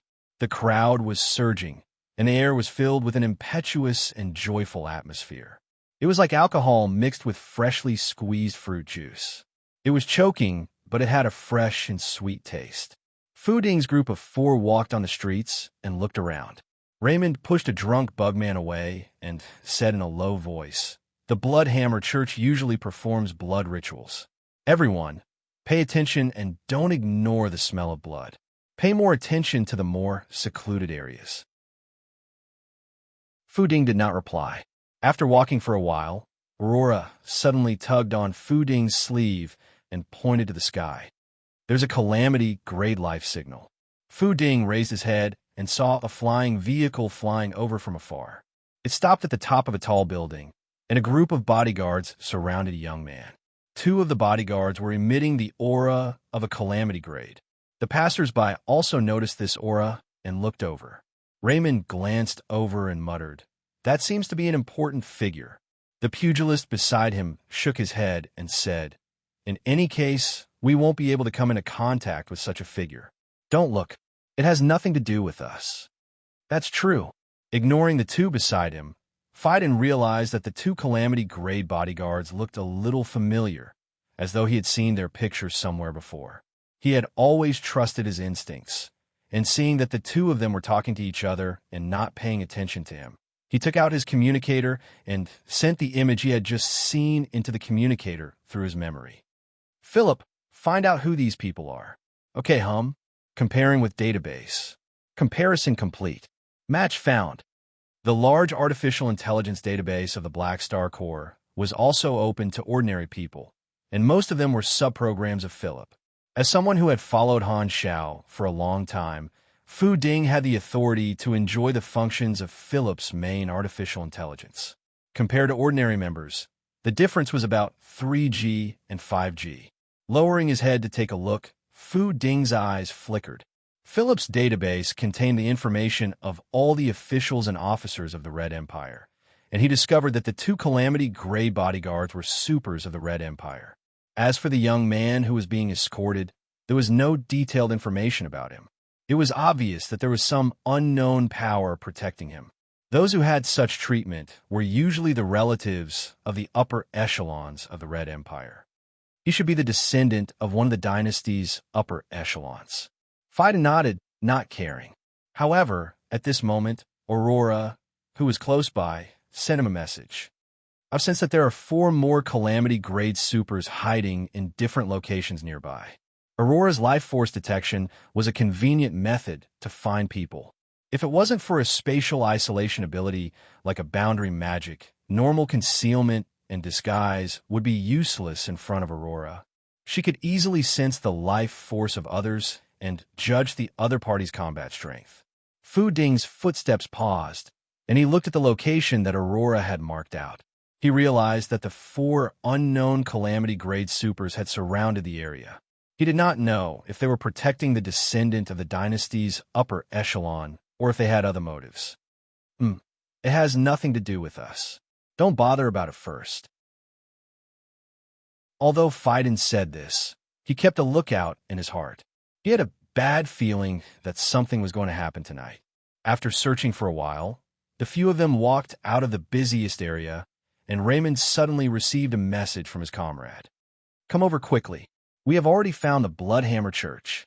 His comrade sounded anxious, and there were sounds of battle in the background. "Where are you guys? Have you already started fighting with the Bloodhammer Church?" Raymond asked anxiously. "No, it's not us." His comrade's tone suddenly became strange, and he could not understand what was going on. "It's not us who found the Bloodhammer Church, but them. They are actually attacking the restricted military zone." "What?" The few of them were stunned.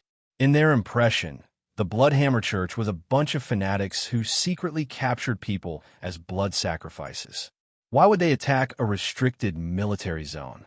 All of a sudden, they had a bad premonition. Right at this moment, they realized that the ground beneath their feet seemed to be trembling. Boom! A burst of dazzling light came from the distance, and dazzling pillars of light rose from several districts in the distance. The flames lit up the night sky, and it was incomparably eye-catching. The shockwave swept over like a hurricane. Even though they were in the same area, they were still affected by the shockwave, and their hair danced wildly in the wind. As the flames rose into the sky, countless passers-by were stunned, and they turned around to look at the location of the explosion. "Something's wrong." Fu Ding frowned. This was Inya Hub, which was heavily guarded.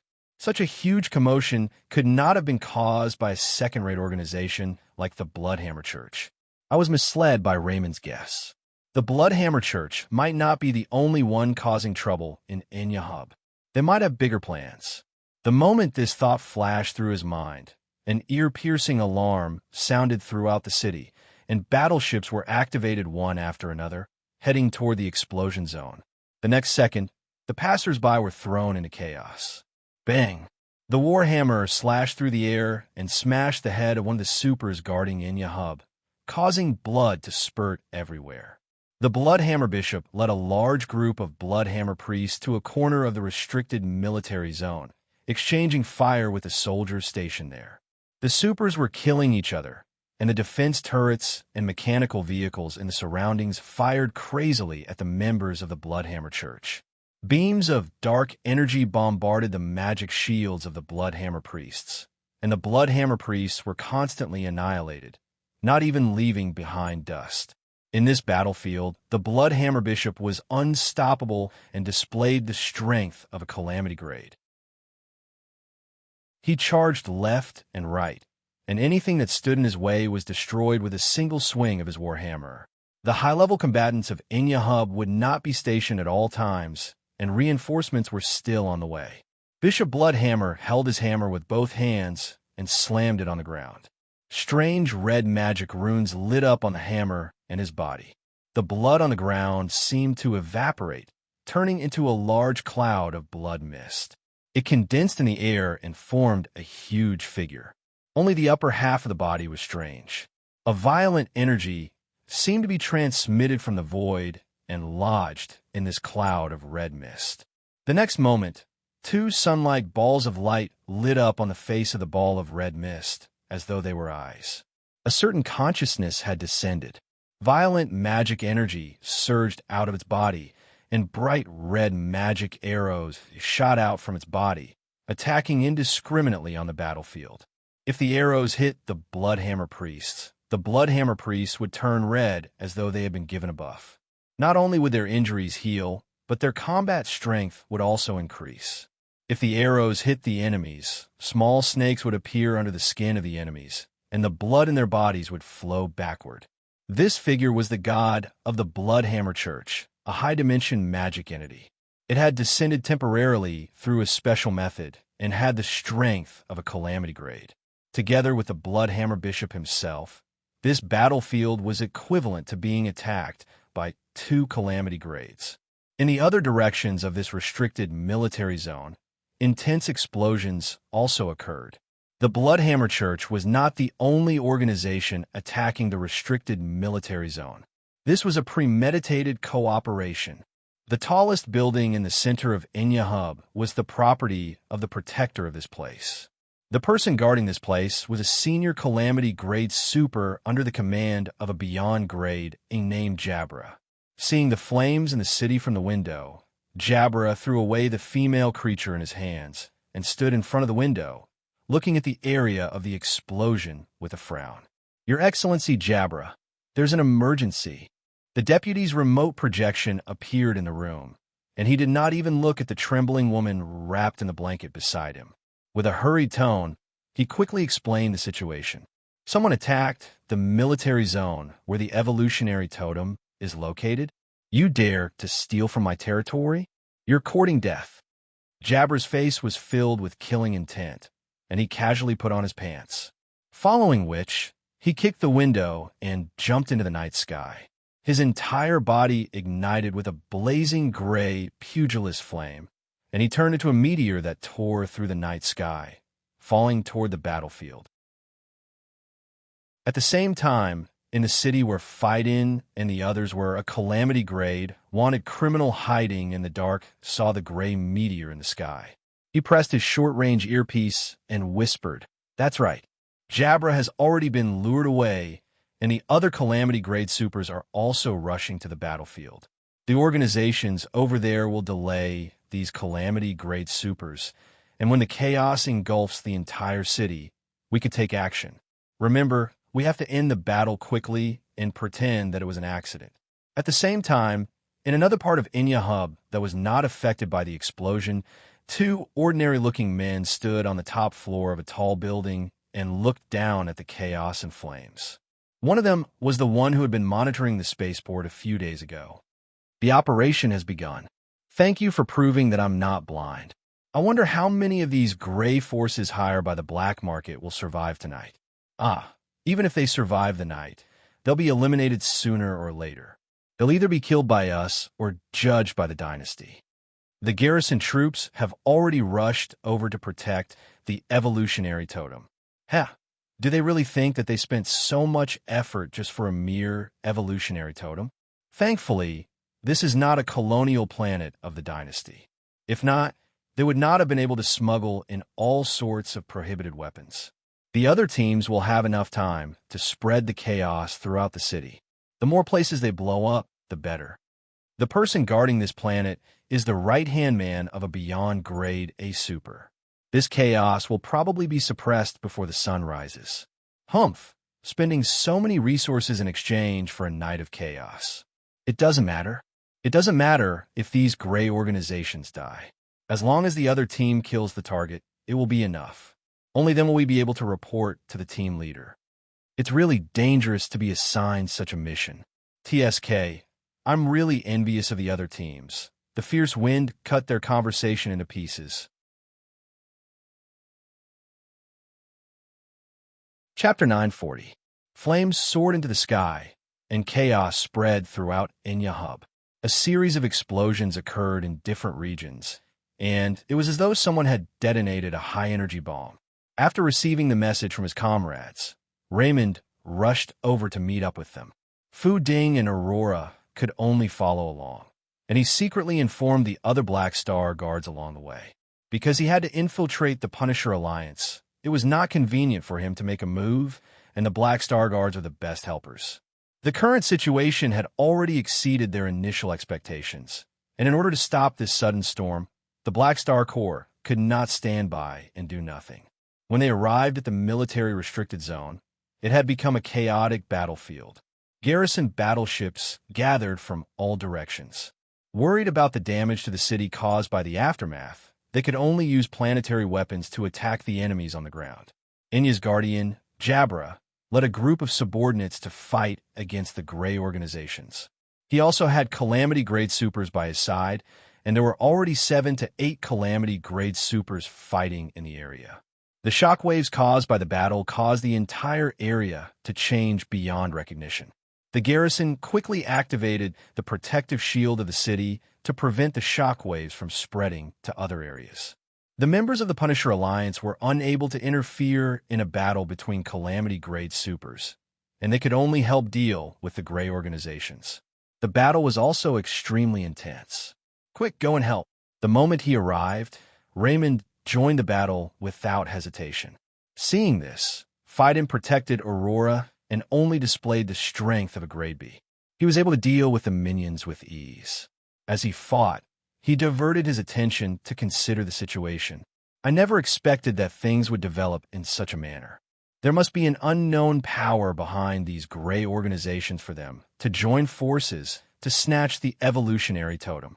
Fu Ding frowned and thought to himself, instead of spending so much effort to snatch the evolutionary totem from the dynasty, they might as well snatch the allied civilizations of the other star fields.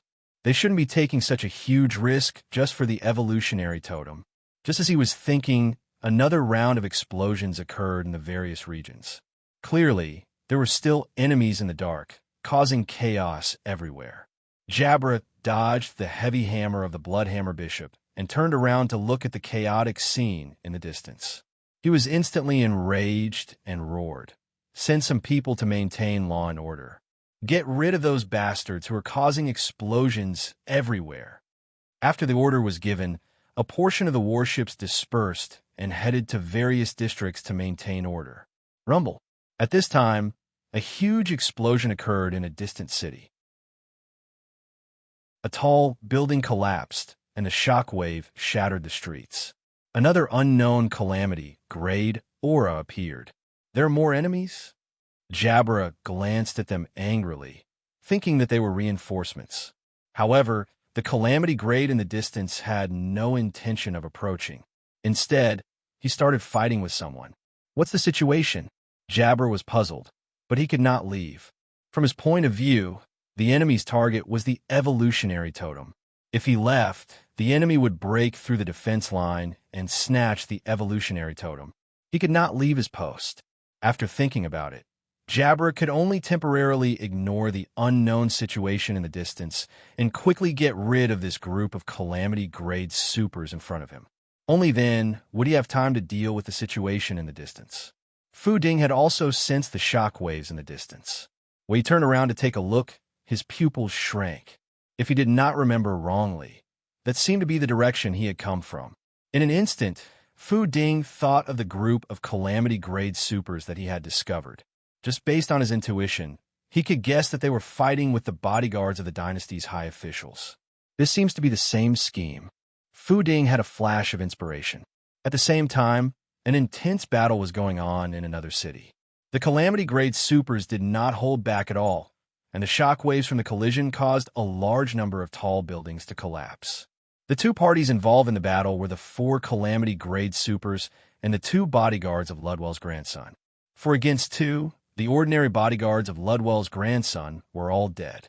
Only the 2 calamity-grade supers were left, and they were bitterly enduring the attacks of the 4 calamity-grade supers. Who is it that wants to attack me?" Ludwell's grandson's face was filled with panic. Although he was the son of a high official, he had chosen not to develop in the dynasty's political circle. Instead, he had chosen to become a businessman. He had never imagined that he would receive such treatment one day. At this moment, he was protected within a temporary energy shield and was unable to move. Outside the shield, there were shock waves that were enough to crush him. He would lose his life the moment he stepped out. His 2 bodyguards were high-level combatants nurtured by the dynasty and were loyal to their duty. Although they knew that they were at a disadvantage, they gritted their teeth and resisted the attacks of the 4. Bang! All of a sudden, one of the bodyguards suffered a heavy blow and spat out a mouthful of blood. He was sent flying through more than 10 tall buildings and flew far away. The remaining bodyguard suffered from the focus fire and his injuries rapidly worsened. After all, they were not elite Calamity-grade supers like Jabra, and this group of Calamity-grade supers was not simple either. With a single opening, the arm of this bodyguard was chopped off by one of the Calamity-grade supers, and fresh blood spurted out. This person's face turned pale, but he only let out a groan. He gritted his teeth and wanted to retaliate, but his resolute personality did not increase his combat strength. His body suffered continuous attacks, and blood spurted out from his body as he moved through the air. His face turned paler, and his aura rapidly declined. The two bodyguards were heavily injured, and Ludwell's grandson had lost the protection of his experts. He was like a lamb waiting to be slaughtered, exposed to the sharp claws of the four enemies. Kill him. The four of them were overjoyed and were about to work together to kill their target. However, the next moment, a change occurred. Beams of light suddenly descended from the sky and headed toward them. The word danger seemed to appear above the heads of the Calamity-grade supers, and they hurriedly scattered in all directions. Rumble. The beams of light landed in front of them, and the ground shattered. The soil was instantly crystallized by the high temperature. Following the explosions, a few figures descended, and their bodies emitted powerful Calamity-grade energy waves as they blocked in front of the four Calamity-grade supers. "Who are you people?" One of them immediately felt that something was amiss. This group of Calamity-grade supers that had suddenly appeared were not from the intelligence reports and were not the guards of Hub. Furthermore, the pressure that they gave off was far greater than the two bodyguards they had just faced. They were definitely at the upper echelons of the Calamity-grade supers. "We are the Black Star Guards of the Black Star Corps. Who are you people? How dare you cause trouble in the dynasty's territory?" Hardaway looked at the group of Calamity-grade supers coldly. The few Calamity-grade supers were stunned, and their expressions changed drastically. "Black Star Corps? When did they come to Hub? Why didn't we receive any news at all? *T, we've bumped into a gun this time." The few of them felt bitter. If they had known that the Black Star Corps was here, they would not have dared to participate in this plan. "Damn it, we actually bumped into them. Damn it, we're really bloody unlucky. There are actually reinforcements." On the other hand, the two heavily injured bodyguards were overjoyed and heaved a sigh of relief. Thankfully, His Excellency Blackstar was in Hub. If not, the outcome would have been disastrous. The moment the name of the Black Star Corps was announced, the four Calamity-grade supers wanted to retreat and give up on the mission. However, Hardaway would not give them any time to think. He charged forward with the Black Star Guards, and the two sides instantly engaged in a fierce battle. On the other side, the battle in the military region had already reached its climax. Countless people were blasted into dust, and one Calamity-grade supers even had his head crushed by Jabra. However, although the troops in Hub had the upper hand, Jabra would not be able to deal with all the enemies in a short time. The chaos in Hub would not be quelled in a short time. The members of the Punisher Alliance were helping out in one of the battlefields. After an intense battle, many of them had suffered varying degrees of injuries. At this time, they finally experienced the healing ability of Aurora. No matter how severe their injuries were, they would be able to recover in a single breath. Everyone was instantly energized, and without any worries, they started to attack ferociously without fear of death. Even Slade, who was wary of the two of them, felt really good at this time. When he was receiving treatment, he kept a straight face and was too embarrassed to say thank you. Aurora's Esper ability had grown for such a long time, and the recovery speed of her life force was much faster than before. The small amount of life force consumed to heal a grade B super was not even comparable to her own recovery speed. While the battle was going on, the projection of an adjutant suddenly appeared beside Jabra. He was sweating profusely and said in panic, "Your Excellency Jabra, the evolutionary totem is gone." "What?" Jabra was shocked, and he roared in anger. "How did you lose it? Find it for me." At this moment, how could he not understand that the enemy was using a diversion tactic to lure the tiger away from the mountain? The attack from the outside was just a feint, and there were still thieves secretly sneaking in to steal the evolutionary totem while the garrison was being held back by this group of gray organizations. The evolutionary totem was stored in a heavily guarded place. But the reason galactic thieves had a business was because they could sneak into places where ordinary people could not enter and steal precious items. With the situation developing to this point, even with Jabber's arrogance, he could not help but be surprised by the number of forces the enemy had mobilized. He was curious as to who had organized this scheme. Spending so much effort just for a single totem? Jabber did not think that was the case. Protecting the totem was his responsibility, and he did not place much importance on the totem itself. After all, they were also allies of the dynasty and could purchase a new totem from the Black Star Corps at any time. While he was thinking, the enemy Calamity Grade supers launched a fierce attack on him, interrupting his train of thought. Jabber could lose the totem, but these people had to die. Let's get rid of these troublemakers first before dealing with the stolen totem. However, just as this thought flashed through his mind, a few Calamity Grade supers descended from the sky. It was the other Black Star Guards, and they joined the battle without saying a word. With this group of fresh troops, the situation was instantly reversed, and the stalemate was broken. Reinforcements? Jabber was stunned. Where did these people come from? One of the Black Star Guards worked together with him to shatter the high-dimensional magic entity summoned by the Bloodhammer Bishop. Making use of this opportunity, Jabber grabbed this Black Star Guard and asked, "Who are you guys?" The Black Star Guards glanced at him and said, "Black Star Guards, it's you guys." Jabber was overjoyed. He knew that Black Star had been running around the dynasty recently, but he did not expect him to come to his territory. "The heavens are really helping me." Without saying a word, Jabber roared, and his voice swept across the entire battlefield. "The Black Star Corps reinforcements have arrived. If you don't want to die, stop resisting." The Black Star Guards all looked over. "We haven't even reported our names, and you're already starting? Why do you look more like a Black Star Guard than us?" However, the moment these words came out, the effect was immediate. The faces of all the enemy members present changed drastically.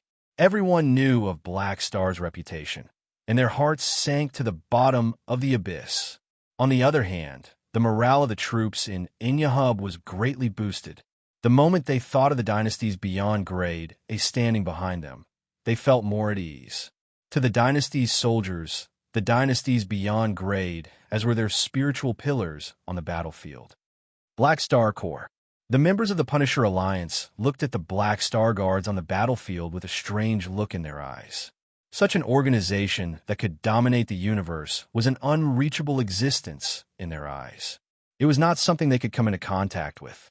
Seeing the famous Black Star Guards of the Black Star Corps, everyone was excited as though they had seen their idols.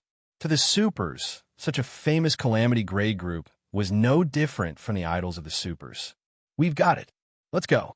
At the same time, in another region, a few bandits wearing anti-detection stealth suits escaped with the evolutionary totem and left the battlefield. They had followed the plan and snuck into the secret facility to steal the evolutionary totem while the troops in Inyahub were busy. As a famous galactic bandit in the black market, not only did they have all sorts of high-tech equipment, but they also had special Esper abilities. Before they were discovered, they had managed to steal the evolutionary totem. Spaceships flew past in the sky, searching for traces of the bandits. This group of bandits had been hiding all over the place to avoid being caught. Just as they were about to run out of an alley, they suddenly felt a weight on their shoulders, and they were pinned to the ground by a huge force. A faint breathing sound appeared behind them out of thin air. Before this, they had not noticed it at all, and their hair stood on end. They turned their heads stiffly and saw two arms grabbing their shoulders. A handsome face gradually appeared from the shadows. "Where are you guys going with the goods I sold?" His tone was very calm, but it was like thunder in their ears. This face could be said to be a household name in the universe. Perhaps ordinary people would not recognize it, but every organization with a name would definitely recognize who the owner of this face was. The dynasty's beyond grade A ally, indestructible body, enemy of ethereal, lord of evolution, and lord Black Star? The bodies of the galactic bandits froze, and they did not dare to move. Han Shao snorted, and nanoparticles flowed out from his clothes, turning into a restraining device that restrained the few of them. He then waved his hand, and a mechanical soldier walked out from the void and appeared beside him. Return the items to where they came from. Han Shao pointed at the evolutionary totem. When the chaos had just erupted, Han Shao, who had been training his energy in seclusion, had already noticed the situation. He had tacitly allowed the Black Star Guard to take action to stop this storm, and he had also noticed when the evolutionary totem was stolen. After such a long period of practice, Han Shao had already established a soul connection with the evolution cube, according to the information left behind by the evolutionary civilization. The effect was similar to Cisco's, and he could sense the location of the evolution cube. Not only that, as long as he was within a certain distance, he would be able to sense the evolutionary totem. To be precise, he would be able to sense the evolution energy contained within the evolutionary totem. In a battle between Calamity-grade supers, there was no need for him to take action. The Black Star Guards under him were more than enough to deal with this group of enemies. However, since the evolutionary totem was stolen, he could not just stand by and watch. Thus, he directly teleported from a spaceship to the back of this group of bandits. With the intervention of the Black Star Corps, this chaos would be suppressed very quickly. When this group of people was scheming, they definitely did not think that he would appear there. Watching the mechanical soldiers return with the evolutionary totem, Han Shao retracted his gaze and looked at the group of bandits he had captured. A meaningful smile appeared on his face. Now, tell me everything you know. Chapter 941. Hardaway grabbed onto the neck of one of the Calamity-grade villains, as though he was pinching a little chick. This enemy was covered in wounds and was unable to struggle free. In his panic, he attacked in a frenzy, and all of his attacks landed on Hardaway's defenseless chest, tearing his uniform apart. However, they were unable to leave any marks on his skin. Useless, useless, useless. Hardaway did not move an inch under the frenzied attacks. Instead, he narrowed his eyes comfortably. The next moment, a ferocious glint flashed across his eyes, and he increased the strength in his hands, crushing the neck and throat bones of this enemy. Kacha! The head of the villain drooped down. His spine was broken, and his nerves were in a mess. Such injuries were not fatal to a Calamity grade, and the villain hurriedly squeezed out fresh energy from his exhausted cells to repair his nerves. Hadavi wouldn't give him a chance to recover, and he knocked him to the ground with a punch. The Black Star Guards around him swarmed forward and tore this enemy into pieces of flesh. Hadavi liked to challenge powerful enemies one-on-one to give himself pressure. However, facing these ordinary Calamity-grade supers who were scheming, he had no interest in bullying them one-on-one. Instead, he decided to end the battle as quickly as possible. The Black Star Guards were all elite Calamity-grade supers, carefully selected from the army. As a Beyond Grade A seed, Hardaway had an overwhelming advantage over ordinary Calamity-grade supers. He was famous for his defense in the Shattered Star Ring, and this group of brothers could not even break through his skin. The moment the Black Star Corps interfered, the fate of this group of villains was already decided. Of the 4 Calamity-grade supers, only one survived. This person was intentionally left alive by Hardaway. Seeing that the enemy was dealt with, the 2 guards finally relaxed. They did not care about their own injuries and hurriedly deactivated the protective shield around Ludwell's grandson to check if he was injured. After confirming that he was fine, the 2 of them came before Hardaway and expressed their gratitude. On behalf of His Excellency Ludwell, I thank all of you for your help. We will report your contributions to him. Ludwell? Who's that? Hardaway was puzzled. Unlike Fu Ding, he did not understand the structure of the dynasty's officials. He only had the goal of becoming a Beyond Grade A super in his mind and was not interested in anything else. The high finance official of the Red Empire. The guard introduced Ludwell's long list of titles. He then pointed to the young man beside him and said, "This is the descendant of His Excellency Ludwell. Our duty is to protect him. If not for you, the consequences would be unimaginable." Oh, so we saved the child of a high-ranking official of the Empire? Hardaway glared and mumbled, "Ha, you're really lucky to run into His Excellency Blackstar on vacation here. Or rather, it's the enemy's bad luck. Anyway, it's just a small matter for us. As an ally of the Empire, we can't just watch others cause trouble in the Empire's territory. That may be the case, but we will never forget this friendship." After the guard with the severed arm finished speaking, he turned to look at the only survivor and coldly said, "I have another request. I hope that we can conduct an interrogation together later. I want to see who is targeting Sir Ludwell. Let's talk about it later. My companions are still fighting over there. I'll go over to help first." Although Hardaway had a straightforward personality, he knew that he would not easily agree to such a request. He waved his hand and brought his men to the main battlefield.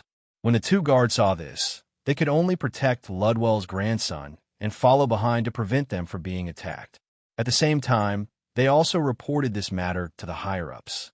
The Empire's economic situation this year isn't ideal, and trade has been greatly affected. In a large conference room, all the high finance officials were gathered together for a regular meeting. Ludwell was also present. Many of the officials in the finance department were from the neutral faction, and Ludwell was one of the leaders of the neutral faction. He had a lot of authority in the finance department. During the meeting, Ludwell's communication device vibrated. He took a look at the content before placing it to the side and continuing with the meeting. After the meeting, Ludwell returned to his office. The moment he closed the door, he slammed his palm on the table. Bang! The metal table caved in. Although Ludwell lived like a prince, he was not completely defenseless. The majority of the Empire's officials were not weak scholars. Get to the bottom of this. Who is it that's targeting my people? Ludwell's face was ashen. He opened up the internal channel and roared. The anger that he had suppressed for a long time surged out. When he saw the news, he was shocked. However, during the meeting, he had suppressed his anger and only released it now. He was furious and was determined to use the authority in his hands to get to the bottom of this. Fortunately, it was a close call, and Ludwell heaved a sigh of relief. However, there was still some lingering fear in his heart. Fortunately, he had encountered the Black Star Corps. Otherwise, the moment he thought of this possibility, he was filled with fear. After pacing around the room for a while, Ludwell gradually calmed down. He sat down heavily and leaned against the back of the chair. His fingers tapped on the table as he softly muttered to himself. He tapped the table and muttered to himself, "Black Star, I owe you a favor this time." Originally, he did not have any feelings for Black Star. After all, he was an ally of the Empire, and it could not be said that they were enemies. It was just that there was a conflict of interest between them. Work was work, but he owed someone a favor this time. His personal impression of Black Star had improved greatly, and he was filled with gratitude. Although he would not bring his personal feelings into work, he would remember this favor. As Hadavi and the rest joined the battle, the chaos was immediately suppressed. Those who wanted to escape when they saw that the situation was bad couldn't do so, and they were all subdued.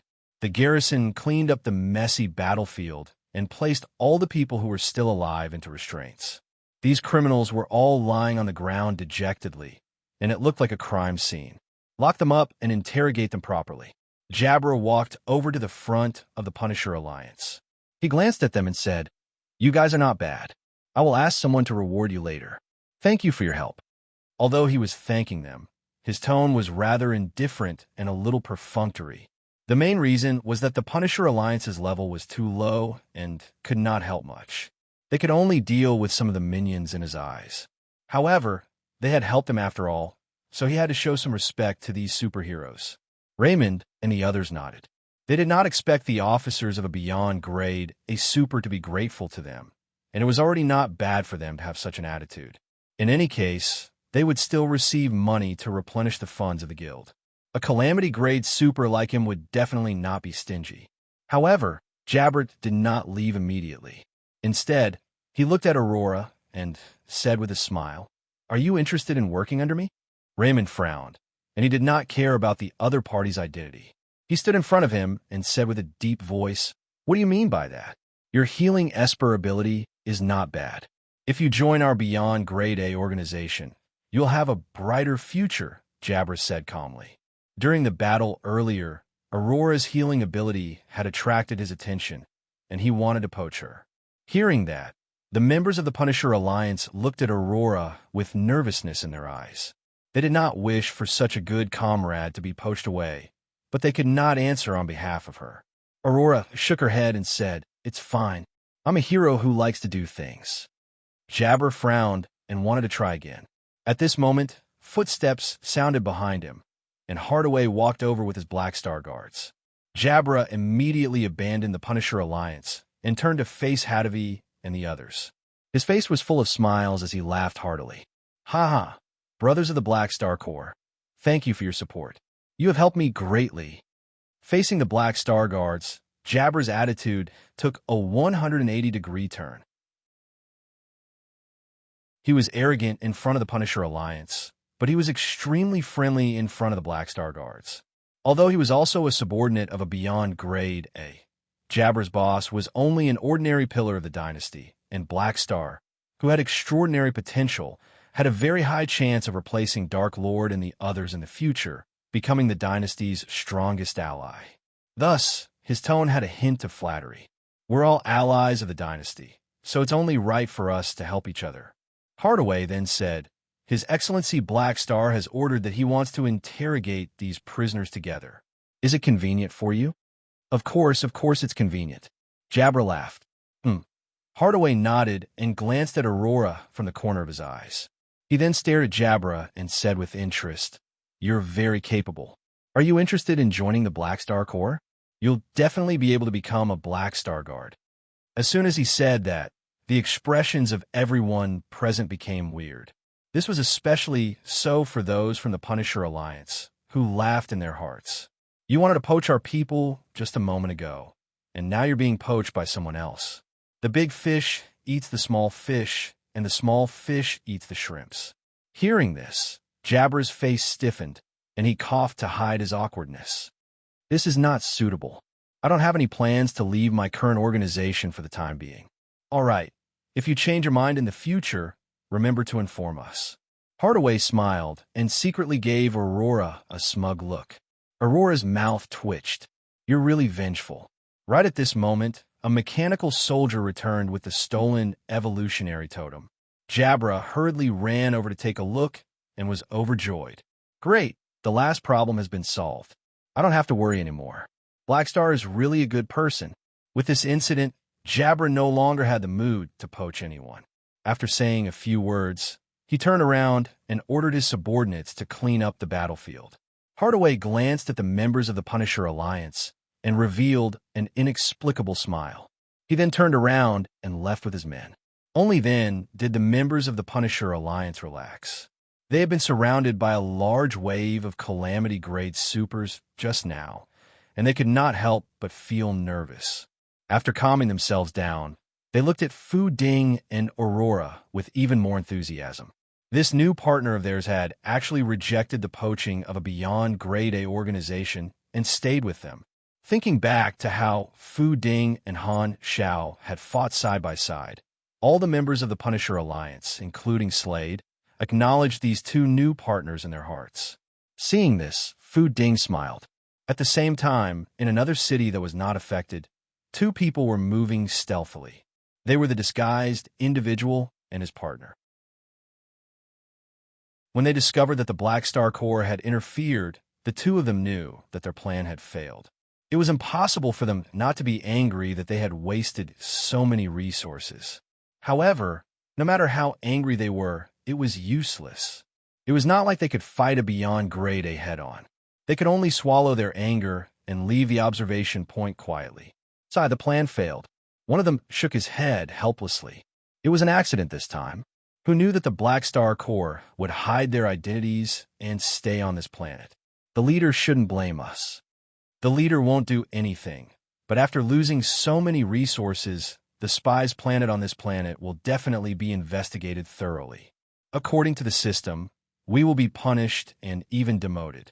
If we can take this opportunity to leave this plan and be transferred to a safer place, it might be a blessing in disguise. Those organizations were all hired by the black market, and we did not interfere directly. It will be difficult for them to trace it back to us. Is that so? Yes, The two of them suddenly stopped in their tracks, and their expressions were filled with shock. This sentence was not something they had said. Looking up, they saw a ghost-like black figure floating above their heads, looking down at them. They did not know how long this figure had been following them, but the two of them did not notice it at all. Seeing this figure, the two of them felt their hair stand on end, and they froze on the spot. Their minds were blank, and there was only one thought in their minds. How did Black Star find us? Those people clearly did not know that they were the masterminds behind the scenes. Even if they were helping the Calamity-grade fugitives, the ones who were in disguise. Han Xiao slowly landed on the ground, and seeing the two of them looking as though they had seen a ghost, he could not help but raise his brows. What's so surprising about me being able to find you guys? You guys can't really think that you can escape from me, right? After interrogating that group of thieves, he realized that they had also received a job from the black market, and the employer had given them the goal of stealing the evolutionary totem. From this, Han Xiao knew that this group of thieves and the people from the Bloodhammer Church had most likely been made use of. Connecting this to the information that Fu Ding had reported about the descendants of the dynasty's officials, he could roughly guess the whole picture of this scheme. These organizations that had come to cause chaos were all hired by the black market, and they were all chess pieces. They did not know the overall plan and were only responsible for a portion of their work. The true goal of the organization behind these chess pieces was to get rid of the descendants of the dynasty's officials. Although Enyahub was not a planet directly connected to the dynasty, the security was not lax. For these people to be able to bring in the contraband, they definitely had the backing of a local tyrant. There were very few organizations that could set up such a scheme within the dynasty's borders, and the most suspicious ones were the Radiant Federation and the Arcane Church. They had the most motive. Recently, there had been quite a number of robberies caused by the evolutionary totem within the dynasty's borders, and they were all hired by the black market. The employers were not the Radiant Federation or Ethereal Federation and were definitely using the shells of other organizations. The true goal of this chaos was not really the evolutionary totem, but more likely to cause a security problem within the dynasty's borders. There were many factors involved. They wanted to create trouble for the dynasty and let the dynasty know that such a thing would happen if they did not disclose the right to purchase the evolutionary totem. They also wanted to make use of this opportunity to express the attitude of the other civilizations. In any case, they had other motives, and this should be the tip of the iceberg of a huge plan. Since he had guessed that there was a mastermind behind this, Han Xiao did not have a reason to let them go. He could only use his precious Philip to hack into the main artificial intelligence of Enyahub, opening the back door and retrieving all the data. After searching for all the people related to this chaos, he discovered the existence of the person in disguise through the satellite surveillance. Then, he compared the hundreds of millions of entry and exit records and facial recognition to find the faces that should not have existed on this planet at any point in time. He then locked onto the location of the person in disguise and connected the traces. After a complicated selection of data, he finally found the location of the two of them. If not for the fact that he was a virtual mechanic, he would have really let these two fellows escape. What a pity! Han Xiao shook his head. Consider yourselves unlucky to have met me. I'm participating in the starting point event overseas, going to Malaysia and Singapore. I will have to spend quite some time on the plane and will only be able to return home on the 25th. The updates will not be stable during this period, so I will try not to take leave. P.S. Brothers, does anyone know what to do when there is no signal on my phone overseas? I need a verification code to log into the author's account on my computer, but there is no signal, so I can't receive any messages. I can only use the account on my phone. I'm worried that I will have to log into my account again one day to enter the verification code. If that happens, I won't even be able to send out a single chapter.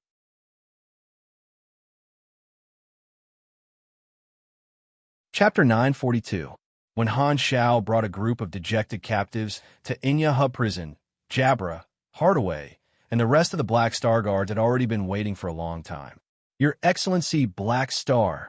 Jabra took 2 steps forward and bowed respectfully. Han Shao was on the same level as his boss, and he represented his own organization to receive the guest. He was very mindful of his own attitude and was very humble. "Hello." Han Shao nodded. With a wave of his finger, the imprisonment device brought the captives in front of the wardens and handed them over to them. Hadavi and the rest followed behind Han Shao. Jabra led the way, and they arrived at the interrogation room. The wardens separated the captives, and each of them was given a luxurious room. "Are you going to conduct the interrogation?" Jabra turned around and asked Han Shao. "No need, you do it. Let me see your handiwork." Han Shao shook his head. He had already used the Han family's electrotherapy on the 2 masterminds and obtained the information he wanted. Now, he was just going through the motions. The 2 masterminds were indeed spies from the Radiant Federation and the Arcane Church. They were part of one of the groups that were tasked with pressuring the Red Empire. From the 2 of them, Han Shao could see the tip of the iceberg of this huge plan. The pressuring plan targeted many areas of the dynasty and was split into many groups. Each group was in charge of different areas. The group that the 2 of them were in was in charge of stirring up chaos related to the evolutionary totem within the dynasty and using the black market as a pawn to affect the security of the dynasty. They also carried out some special operations. For example, the assassination of Ludwell's descendant was to pretend that the chaos caused by the appearance of the evolutionary totem had led to the death of a high-ranking official's descendant. The goal was to affect the unity of the dynasty and increase the internal pressure. It was worth mentioning that they did not choose their targets manually. Instead, they used artificial intelligence to calculate which targets could affect the dynasty and prioritize the targets with the highest probability. That was how Ludwell's grandson was chosen. The result of the artificial intelligence calculation was that there was a high probability that killing this person would cause Ludwell's stance to change. For such a huge plan that involved dozens of areas, using artificial intelligence to calculate the target was much more efficient than using artificial intelligence. Radiance and Ethereal were targeting the dynasty everywhere, but as long as their schemes were not exposed, everyone would follow the unspoken rules and only compete in the dark. However, the situation was different now that there were witnesses. These 2 people did not have much value to Han Shao, but they were extremely useful to the dynasty. Even if Radiance and Ethereal refused to admit that these 2 people were their men, the dynasty would still be able to use them in some areas. While watching the prisoners being interrogated, Han Zhao's family subordinates, he was of course. He had thought that it was just a bunch of third-rate factions causing trouble, but he hadn't expected to get involved in such a matter and accidentally save Ludwell's relatives. Fiden's luck was unparalleled. If he hadn't discovered Ludwell's grandson in advance, he might not have been able to save him in time. What a blessing. Han Shao shook his head and sighed. He touched his chin and pondered. As for Ludwell, he was not unfamiliar with this name and knew that this was a high official of the dynasty who had some achievements in the economic field. However, in his eyes, Ludwell did not have much interaction with him. Han Shao only knew that there were people in the dynasty who were willing to hand over the dynasty, but he did not know who they were. After all, Ludwell had a high position and did not have many political enemies as a neutral party. As a member of the dynasty, the other officials would not reveal too much to Han Shao, much less Urinril and Terakov. Strictly speaking, allies were still outsiders, and the high officials of the dynasty were his own people. Everyone was in the imperial court, and no one was willing to make enemies out of nothing. Halfway through the interrogation, the scene was a little unharmonious. Han Shao was about to leave, but Jabra immediately abandoned the interrogation and took the initiative to send him to the entrance of the prison. It's all thanks to His Excellency Black Star's help. Otherwise, these 2 spies would have escaped. Jabra's face was full of smiles. A small matter. Your Excellency Black Star, are you still going to stay in Inya Hub? Please give me a chance to entertain you. There's no need. We're about to leave. Han Shao waved his hands. After this incident, his identity was exposed, and he was afraid that he would be surrounded by people again, so he was not going to stay on this planet any longer. Coincidentally, Fu Ding had successfully infiltrated the Punisher Alliance, and Han Xiao was prepared to let his fleet follow behind him secretly. He would train his last bit of energy while waiting for Fu Ding to find the item that would trigger the hidden boss. Under the respectful gazes of the members of Enya Hub, Han Xiao led the Black Star Guards back to the spaceship parked at the spaceport. The moment he returned to his room, Han Xiao's communicator rang. He took a look and saw that it was an unknown number. After the call was connected, an old face appeared on the virtual screen. His expression was calm, and there was a sense of calmness in his voice. "I'm Ludwell, Black Star. Thank you for saving my child. Don't mention it." Han Xiao replied politely before sizing up this dynasty official. "This is the first time we've met, right?" "Yes." Ludwell nodded. "I've heard a lot about you. You're too polite. We're the same." Han Xiao smiled. Seeing how calm Han Xiao was, Ludwell's impression of him improved. It was not that he had never interacted with other Beyond Grade as before. For example, someone as cold as Dark Lord clearly liked to snub other people's warm faces. Even Old Dragon would have the arrogance of a Beyond Grade A, and his attitude was cold and indifferent. A Beyond Grade A that was as friendly as Han Xiao was very rare in the universe. After exchanging a few pleasantries, Ludwell formally expressed his gratitude. Since the other party had saved his grandson, he should at least take the initiative to express his gratitude. If he were to treat it as if nothing had happened, he would have no EQ, and he naturally wouldn't make such a mistake. "We're all colleagues of the dynasty, so I'll help as much as I can. I can't possibly sit by and watch others cause trouble in the dynasty." Han Xiao did not mind. A smile flashed across Ludwell's aged face. After pondering for a moment, he suddenly narrowed his eyes and asked in a seemingly casual manner, "What about you? I heard the Limitless Financial Group is investing in the Shattered Star Ring on a large scale?" "That's right. They're preparing to expand their business there. They're extremely wealthy, and I've also received some shock. The tyrant really knows how to grasp business opportunities." Han Xiao understood what the other party was trying to say and raised his brows. "I got it." Ludwell smiled. "The next time you come to my place, I'll treat you to a meal. I still have some work to do, so I'll hang up first.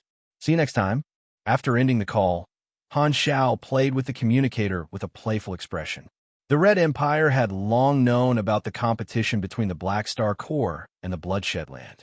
Because it was not good to favor either side, they could not possibly appoint the Black Star Corps as the leader and prevent the tyrant from grabbing the opportunity to develop. Thus, they decided to not help either side and watch the competition between the two allies.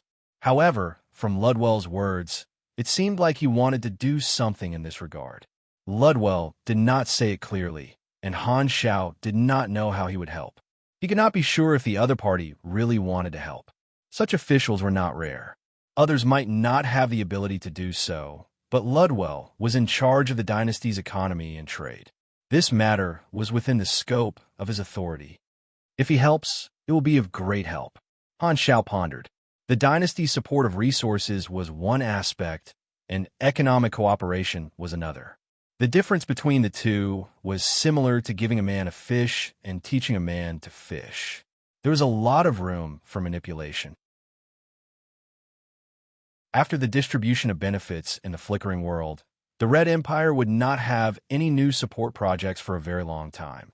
However, that was no longer the case now. Fu Ding's move has allowed me to form a connection with a high-ranking official in this area, which will allow me to deal with the Limitless Financial Group. Is this what they mean by following the main character? Han Xiaoxin could not help but mock. Beep, beep. This time, the communicator rang again. This time, it was someone he knew. It was Jabra's superior, an ally of the Beyond Grade A Empire who owned Enya Hub.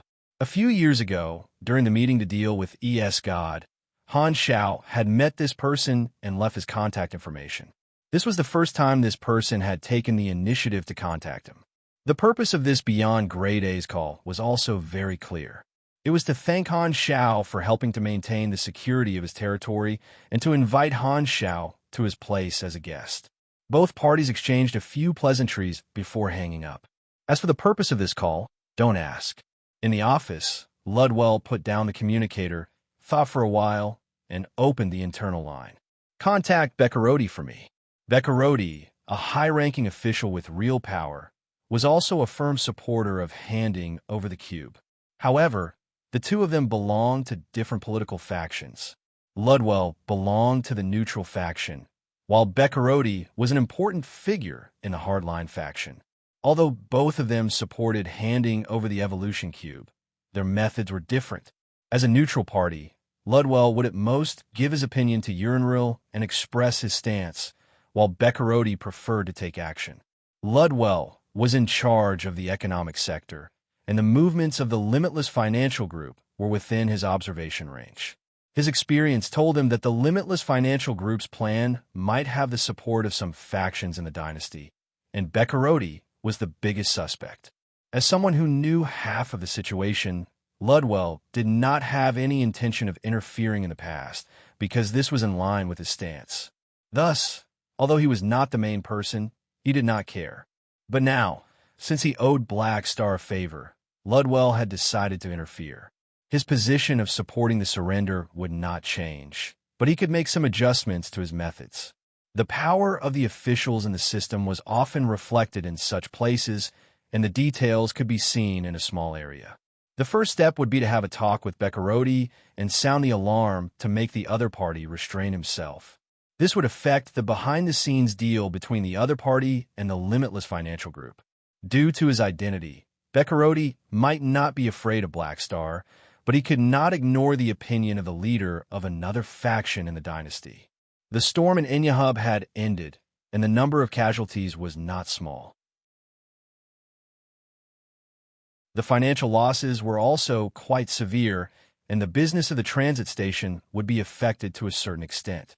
It would take some time for the transit station to regain its popularity. After receiving a generous bounty, the Punisher Alliance was not willing to stay for too long and planned to leave. After this battle, Fu Ding and Aurora had completely integrated into the group and left together. "Where are we going now?" Aurora asked curiously. "You guys are still newbies, so I'll bring you guys back to the headquarters first." Raymond revealed what he thought was a friendly smile, but Aurora thought that he was making a funny face. Upon hearing that, Fu Ding nodded lightly. "The item that Old Black wants me to find is probably in the headquarters of the Punisher Alliance."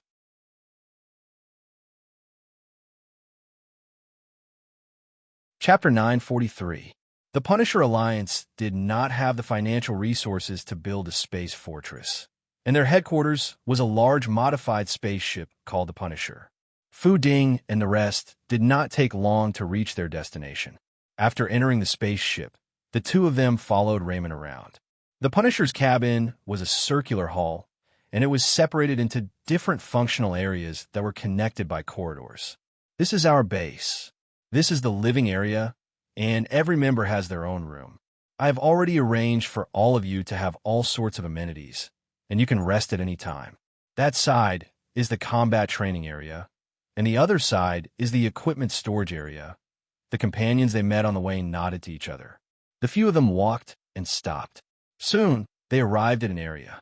Fu Ding turned to look at the nameplate of a room. On it was written "Spoils of War Museum." "That is..." Fu Ding pointed at the room and felt that there should be some clues in there. "Oh, that is the proof of our Punisher Alliance's glory." Raymond laughed. "These are the spoils of war that we obtained from fighting criminals. Come, let me show you around and introduce our glorious deeds to you." The group walked into the room. It was quite spacious and filled with transparent cabinets. Some of them were empty, while the others were filled with different things. There were heavily damaged weapons, half-broken masks, and a charred electronic eyeball. At first glance, one would think that it was a postmodernist exhibition hall of waste art. Raymond led the way in front and acted as a tour guide, explaining the origins of the various items. "This is the heavy chain axe of the wanted criminal with a bounty of 300,000 anas. Ruthless. One of our comrades died in that battle. Do you see this electronic eyeball? That is the artificial eye of Poison Heart. He was beaten to a pulp, and he only left behind this high-tech artificial. Also, that is the war hammer of Bishop Bloodhammer. It is still in good condition, and the others just put it there. Hearing Raymond's explanation, Fu Ding looked at the spoils of war carefully and compared them to the pictures that Han Shao had given him. Suddenly, Fu Ding's footsteps stopped, and his eyes locked onto a transparent cabinet. There was a simple white box in the cabinet. It was about the size of 2 palms. There were some burnt stains on the surface of the box. It looked ordinary and unremarkable. "What is this?" Fu Ding's eyes flashed with joy as he pointed at the box. This was what Han Shao had asked him to find. What? So it was so easy to find? It was placed in a warehouse. I thought it would be more difficult. Let me think. Raymond recalled for a moment before pounding his palm. I remember now. This is the spoils of war from a surface civilization. There was a fellow who relied on a high-tech weapon smuggled from the galaxy to conquer a surface civilization and become the ruler. We received the news and went to deal with him. From his warehouse, we found many spoils of war, and this box is one of them. What's its use? Fu Ding was curious. This time, he was not acting. He was also very interested in the item that Black Star wanted. We don't know how it works or where it comes from. We only know that if you carry it with you, your mental barrier and psychic power will be strengthened to a certain extent. However, if you use it for a long time, you will have auditory hallucinations.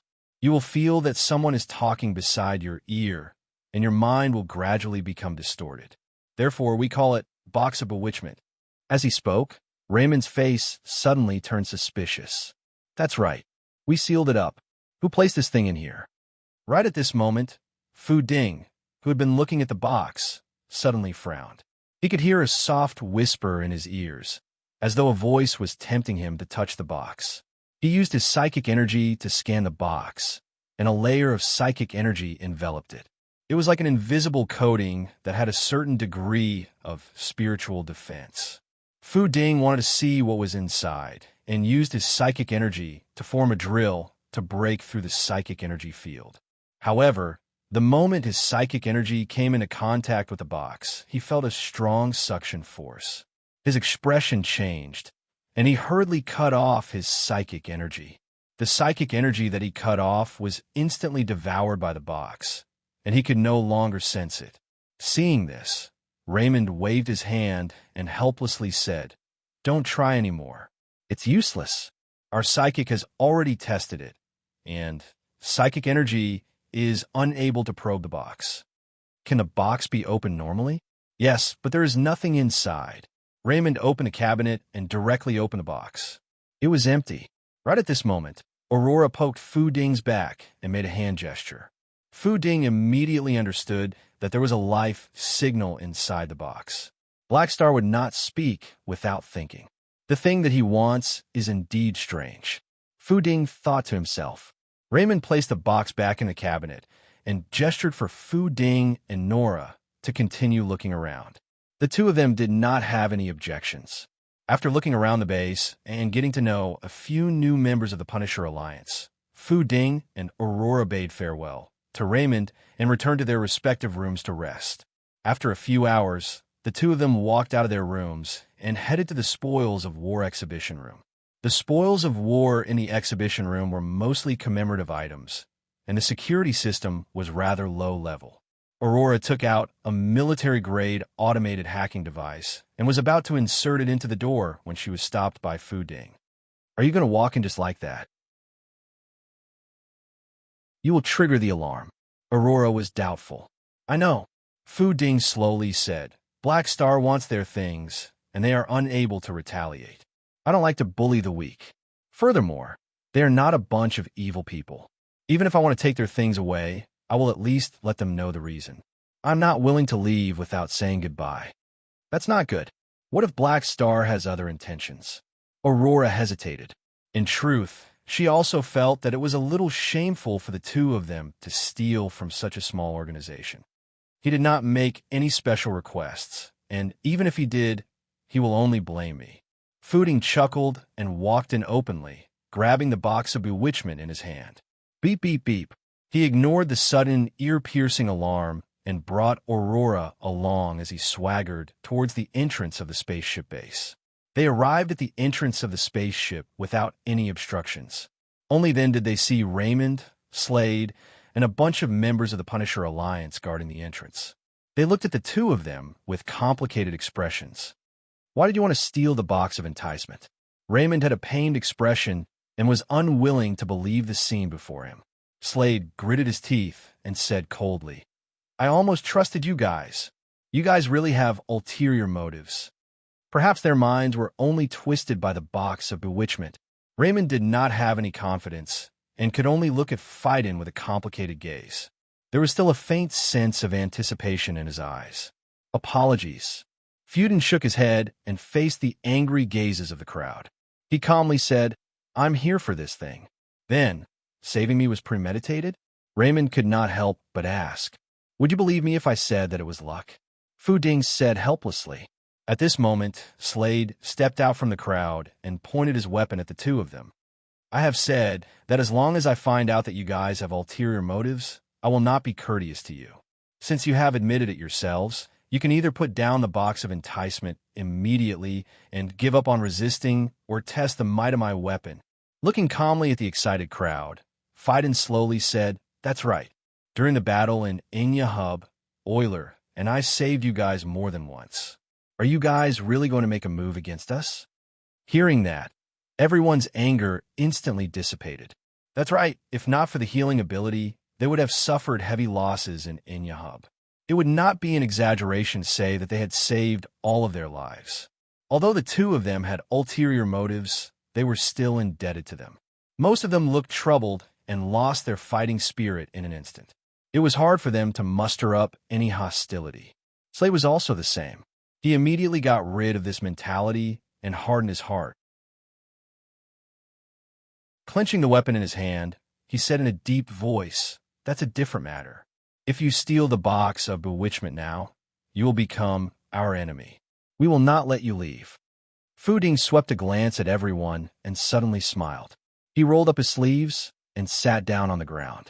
All right, then I will not leave. Everyone was stunned. What is the meaning of this? Is he trying to act shamelessly? What are you doing? Raymond asked in astonishment. Wait for someone to provide support. After throwing out this sentence, Phaidon closed his eyes and closed them to rest. You really have a personality. By the side, Aurora had a helpless expression. She glanced at the stunned crowd and weakly said, Why are you still holding your weapons? Do you really want to attack me? Slade's expression was uncertain. After pondering for a moment, he did not make a move directly. Instead, he put away his weapon and gestured for everyone to get ready. He then stared at Phaidon from the side and observed his every move. Just as everyone was getting ready, the cabin door suddenly slid open, and a black figure stood at the bottom of the stairs with a bunch of subordinates. The members of the Punisher Alliance hurriedly turned around to take a look, and they were all stunned.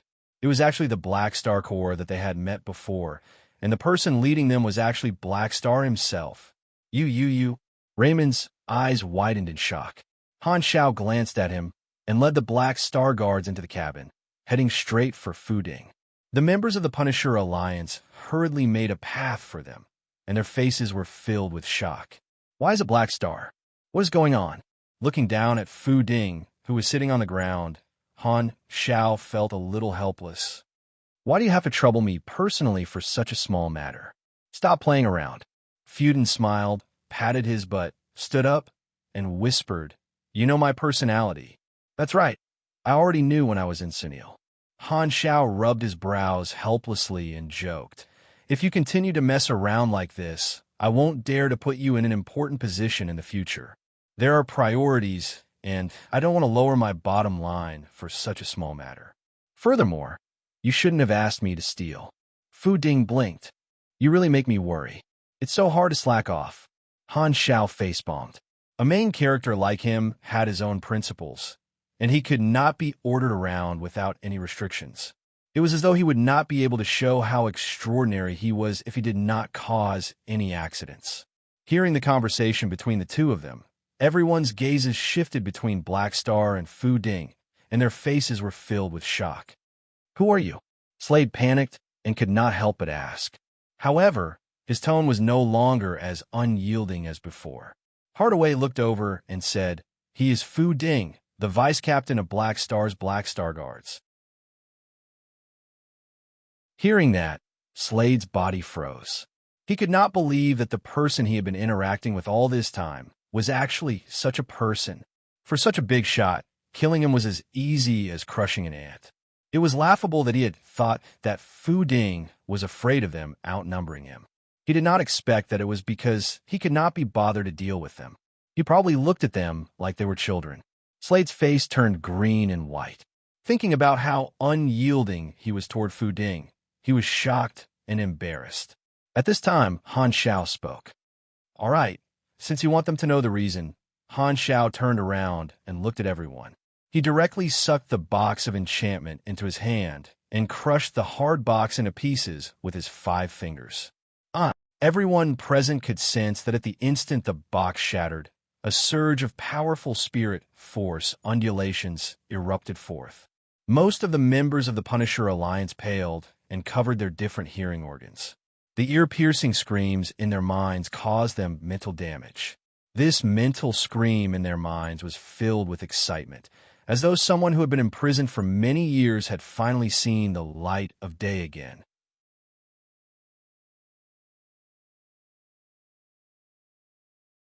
Chapter 944. Who? It was as if a storm had formed on the spot. A dim phantom gradually appeared. It had no facial features or body details. It was just a shadow, but its shape was strange and unique. It was like a humanoid creature with countless twisted arms and legs. Its shape was constantly changing, and it exuded an indescribably terrifying aura. Just looking at it could make people's sanity points drop like crazy. Delicious meal, delicious meal. Mental ripples spread out, and without any words, everyone was able to understand the meaning of this phantom creature.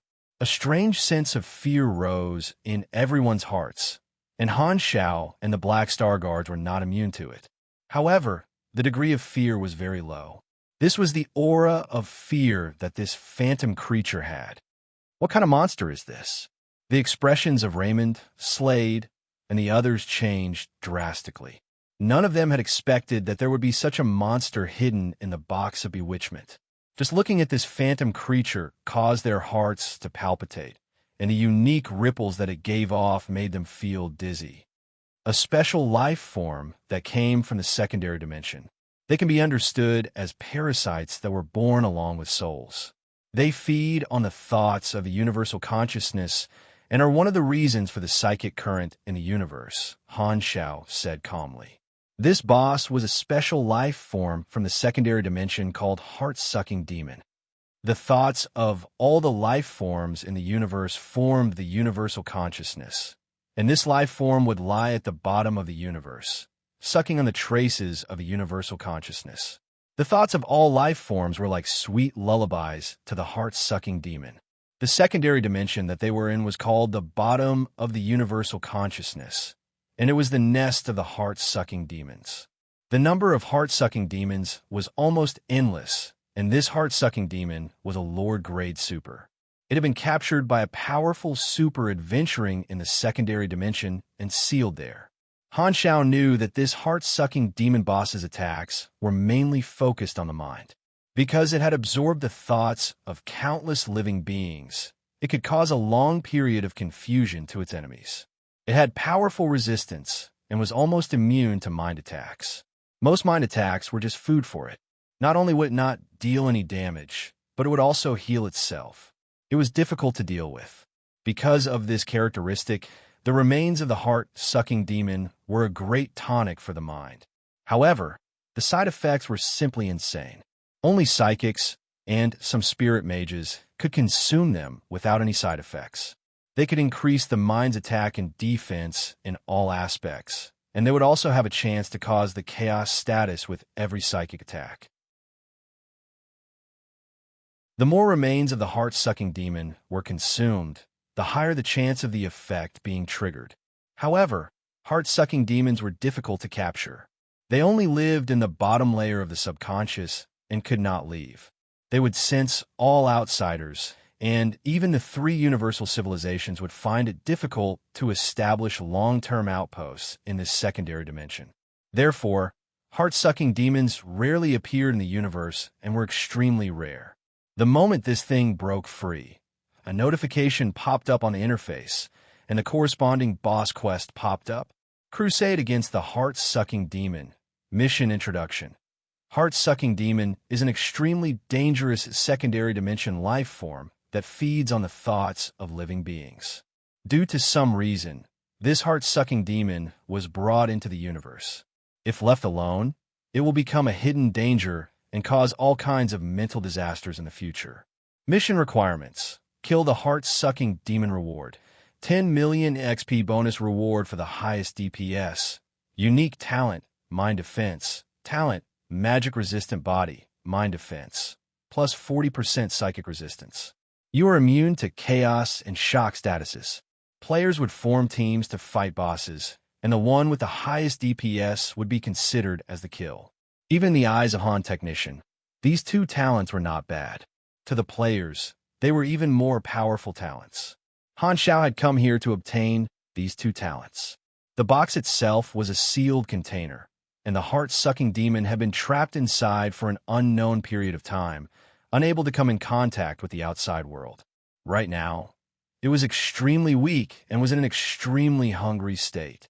The moment it escaped, it observed its surroundings for a while before rushing toward the Punisher Alliance and the others. Its mind rippled with an incomparable thirst. In its eyes, these people were walking delicacies. Quick, the monster is coming. The faces of Raymond, Slade, and the others tightened, and they hurriedly raised their weapons. They could not be bothered about destroying the spaceship and threw all sorts of attacks at the heart-sucking demon. However, the effects of these attacks were extremely limited. The defense of the heart-sucking demon was similar to the interstellar beast, and the attacks of Grey Beast Supers were unable to break through its defense. Enduring the attacks, the heart-sucking demon was basically unharmed. It twisted its strange body and quickly approached Raymond. Seeing that the strange monster was about to stick onto him, Raymond's face changed, and he retreated in panic. Swoosh! Right at this moment, a beam of light pierced through the heart-sucking demon's back. The heart-sucking demon immediately stopped and began to tremble violently. A spherical floating cannon floated beside Han Xiao, and the round nozzle continuously released multidimensional energy, shooting out beams of light. This was a weapon that Han Xiao had created after obtaining the ultimate knowledge. It was extremely useful against secondary dimensional life forms and could be used to kill the heart-sucking demon. The beam of light continued to expand within the body of the heart-sucking demon, and Raymond and the others could see that the monster that had withstood their attacks was heavily injured by the beam of light. It was trembling violently, as though it was a fish that had yet to die. The mental fluctuations of the heart-sucking demon revealed an intense sense of despair and unwillingness. It was as though they were looking at a desperate beast howling in grief, and they could not help but feel pity for it. They had just escaped from the wolf's den and entered the tiger's den. They were too unlucky. Everyone present watched as the heart-sucking demon was filled with light. In the end, like a bubble, it exploded with a pop and disappeared without a trace. Only an irregularly shaped black lump fell to the ground. It was only the size of a palm. This was the remains of the heart-sucking demon. Han Xiao put away the floating cannon, sucked the wreckage into his hands, and threw it to Phaidon. It's done. Help me find it, and I'll give it to you. You can figure out how to use it yourself. Fu Ding was stunned for a moment. Give it to me? You don't want it? It's useless to me. Han Xiao shook his head. He was a mechanic and would not be able to use the remains of the heart-sucking demon. His only goal was to obtain 2 talents. When he got rid of the heart-sucking demon, the interface had notified him that he had completed the mission. He did not need anything else. Although the resistance of the heart-sucking demon was high, beyond grade, as stood at the peak of strength, if it fell into Han Xiao's hands, it would only be an instant kill. Even the interstellar beast in the past would be killed with a single cannon blast from Han Xiao. Speaking of which, I'm already tankier than the interstellar beast. Han Xiaoxin could not help but grumble. Glancing at the members of the Punisher Alliance, Han Xiao did not explain and walked out of the spaceship. Fu Ding shook his head with a smile and quickly followed behind. After interacting with each other for so long, he realized that he was starting to like Han Xiao more and more. As expected of a friend that I'm willing to work for, Raymond and the others subconsciously opened up a path for them. Looking at the backs of Black Star's group, Slade suddenly understood.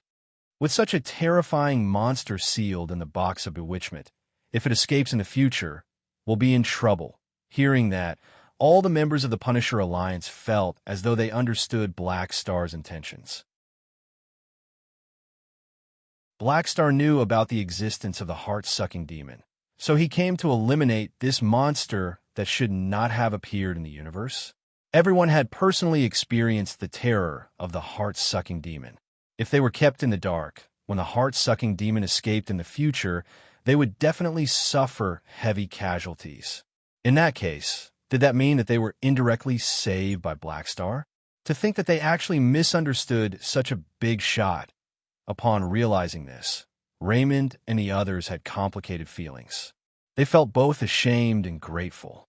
Slade hesitated for a while before making up his mind. He charged out of the spaceship and wanted to chase after Fu Ding to apologize for his attitude. However, the moment he exited the spaceship, he realized that Black Star's group had already left. Seeing this, everyone looked at each other and sighed with complicated expressions on their faces. Black Star's level is too far from ours. We will probably never be able to repay this favor.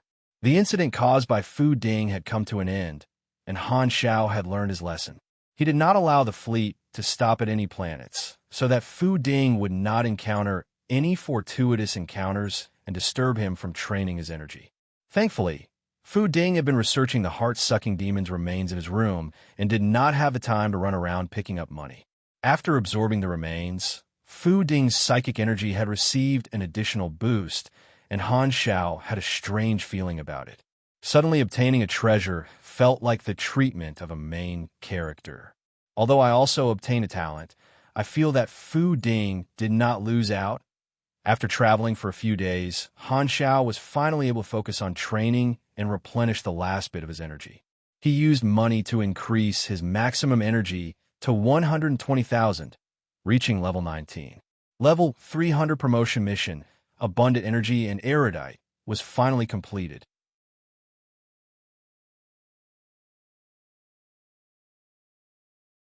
Chapter 945. Godly Mechanic will be updated after 12 p.m. today. Please wait for a moment. After the content is updated, please refresh the page to get the latest update. You're tuning in to the Warrior Lore YouTube channel. Don't forget to subscribe and join us on this journey to catch the most captivating stories.